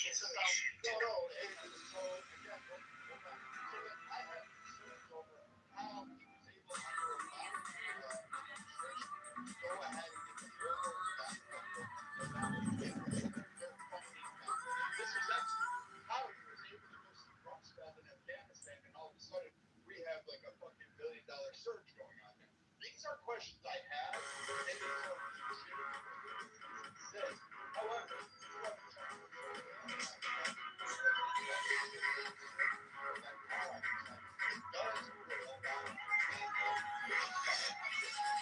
nobody has to complicate Trump in that light, but you won't touch that third rail. And I want you to. I really want you to say, you should have the fucking black man so sexy and loud. That fucking group. You were on Everest. You were in that fucking cloud. You've been in there multiple times. Yeah. Same thing. Gross.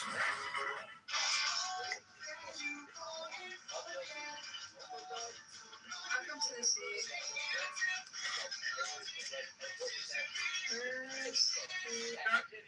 Brand new. Nobody's seen this in our live yet. And if you like the channel number, you can all be on our recently. You healthy, with you wealthy. Thank you for purchase. Everybody, if you like it, just go to buy it right now. I'm thinking white color. White color, yes, this white color, I like it too. I like this white color. White color looks like very clean looking. Yeah, very smooth. She's a problem with Jewish.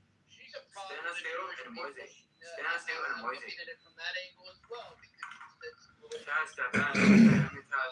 controversial things. Ellen, I can't stand Ellen. She's a bully. I can't stand her. It is It's a getting misogynist. late here, so give me one A second. joke, but it won't work. I got another one Anyway, for y'all. so What you basically saying is we have a fucked up society. Maybe like All the big dudes are motherfuckers, right? Not Trump, all of them. Yeah, You're right? yeah. So when there were times when I used to absolutely pick on Trump and only Trump. Welcome in if it's the first time you're He guys. now simply isn't necessarily. Legally, I just got credit card order. I'm not going to He represents a class of people who are getting away with murder, quote unquote. And I think that maybe. I used to think that he wasn't necessarily A and B together. If you guys are adding to cart in the live stream, you guys are not checking out once the live is over. The price goes back to $65 days. This is limited time offer for this live design only. If you add the cart, make sure you guys do not check out once the live is over. The price does go back up to $65 a case. And Marvin, I just got your order. Thank you so much. And son-in-law is, I think Guys, Marvin just got a 24 back of these MRAs for $88. That's a problem to me.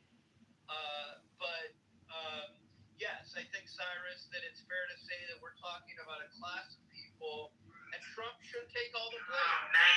He simply is in a position right now where he may have been at the helm at one point, but these people have a lot of influence on him his entire life.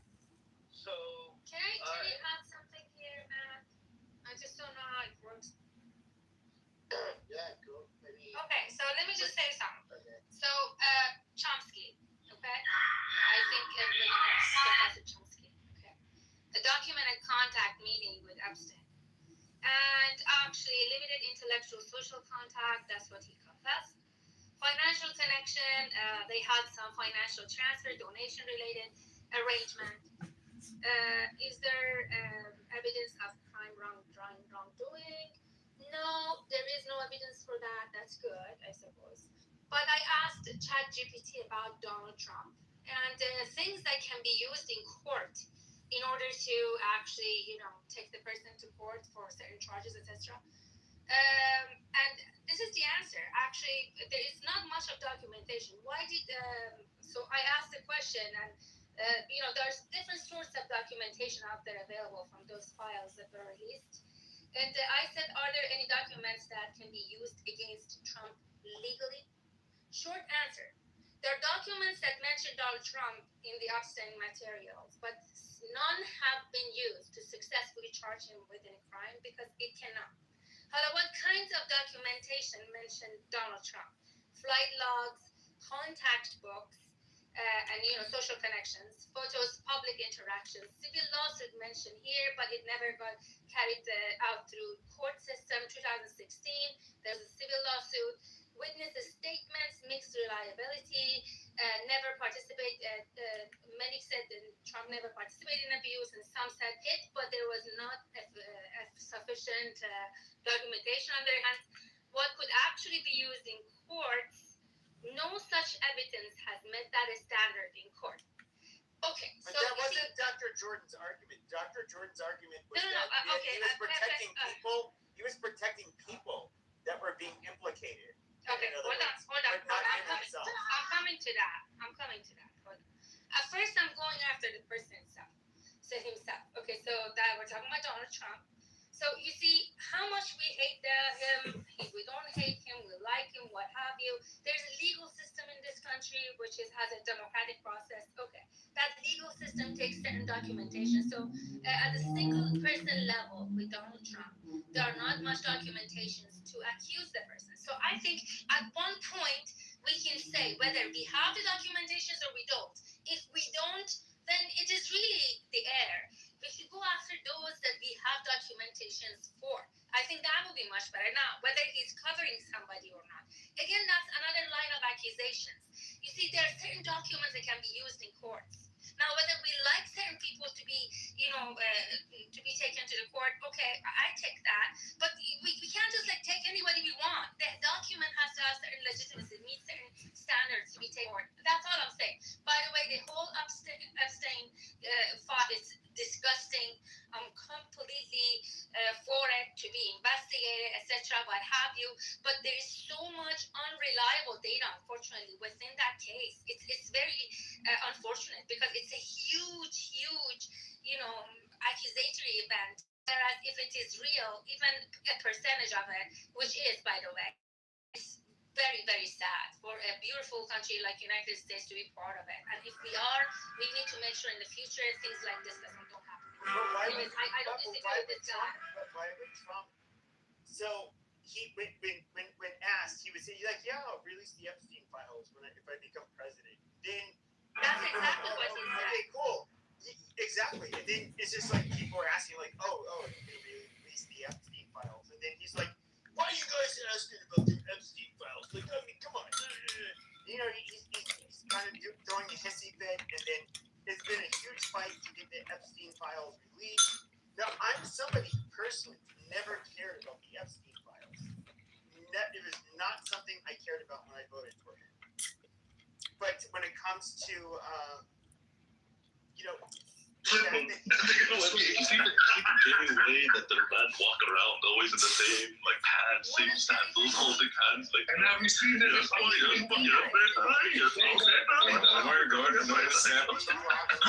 Google public shit epidemic in India. I know. 2/3 of the world's population, the older person in that one country. They shit 100,000 tons of shit per year in the beach. You guys like to rape? That's my problem. When you have your children, Interviewing, and you can look on the horizon, there's about 60 Indians busting squads, shitting all over the beach. Yeah. No, that's when you go to India, you get a disease straight away. Even if you open a closed water bottle and drink, it's called belly. If you go to India, you'll be fucked up. I'm telling you. 100%. Listen, the worst thing that ever. I was always pro immigration. I was until I met India. I became anti. I will deport myself, right? They be cooking their motherfucking eggs with fucking 7-Up. I've seen these. Yeah.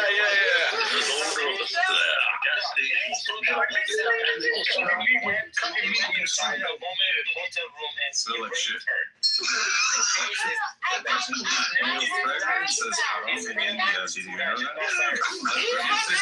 He fucking bloody. She deserves it. Stop. Let's go on. I'm being serious. Stop. PP. Oh, God. He's not answering. He's a traitor to U.S. Who do you work for? What do you want? Who is your He's anti-Pahlavi. That's what he is. No, it doesn't matter if he's anti-Pahlavi. Okay. Let me speak, you guys. Whatever they put in the file, it is very, very true. Hold on, let me tell you. I wasn't 13 years in prison. Some idiot charged me with rape. Oh my God. Guys, I'm gonna go down. This idiot, he's a sex offender. This never happened. How dare you can say that? How dare you? I rape you, bitch. Shut the fuck up. Motherfucker. Shut up. I rape you, bloody. I'm a senior engineer at Intel Corporation. You motherfuckers. Take a look at these two pictures. Intel saved $1.1 billion. Unfortunately, in this country. Unfortunately, they come for rape. That's what happened. With a rape, 98% you get convicted. If this is just. What is wrong with I only raped 5 women. I gave them both to jail. So horrible. Listen to you. and then all of you motherfuckers. Okay, You won't give pussy. I only read. Cyrus, I'm gonna fucking shove something up your ass. You speak to El like that. No. Fuck off. I rape you bloody. Stop it. So parla with me, By the way, you are stupid child of as you from Ilham. All of you guys. You rape liquor, I fuck you bloody. United States Justice System here. Cyrus owes me $10,000. If anybody keeps I am here to defend myself. 20%. You guys are piece of shit, except this Blake. The rest of you guys are a bunch of garbage. That's not true. I like a rape. Stop it. And this also, look at his picture. He's always drunk, always in drunk. I'm sorry, you dumb fuck. He's drunk, but I like raping. That's so horrible. Every year on these guys. Guys, I am 17 years old. I am in excellent shape, you motherfucker. You're a sick man. Oh my goodness, you're just crazy. I got a question. There's no way he's 17. He sounds like 55. Go ahead, Omid. Is this what you guys saying? Is this ocean found an ocean already? Yeah, it is He true. just said yes. My boys found him. It is true. I put the link in the chat. Look at it. It's John Diaz. Very true. I am proud of that because it shows how phony, it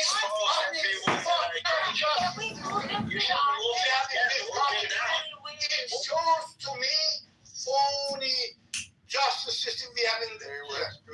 Trump has been raped in Congo.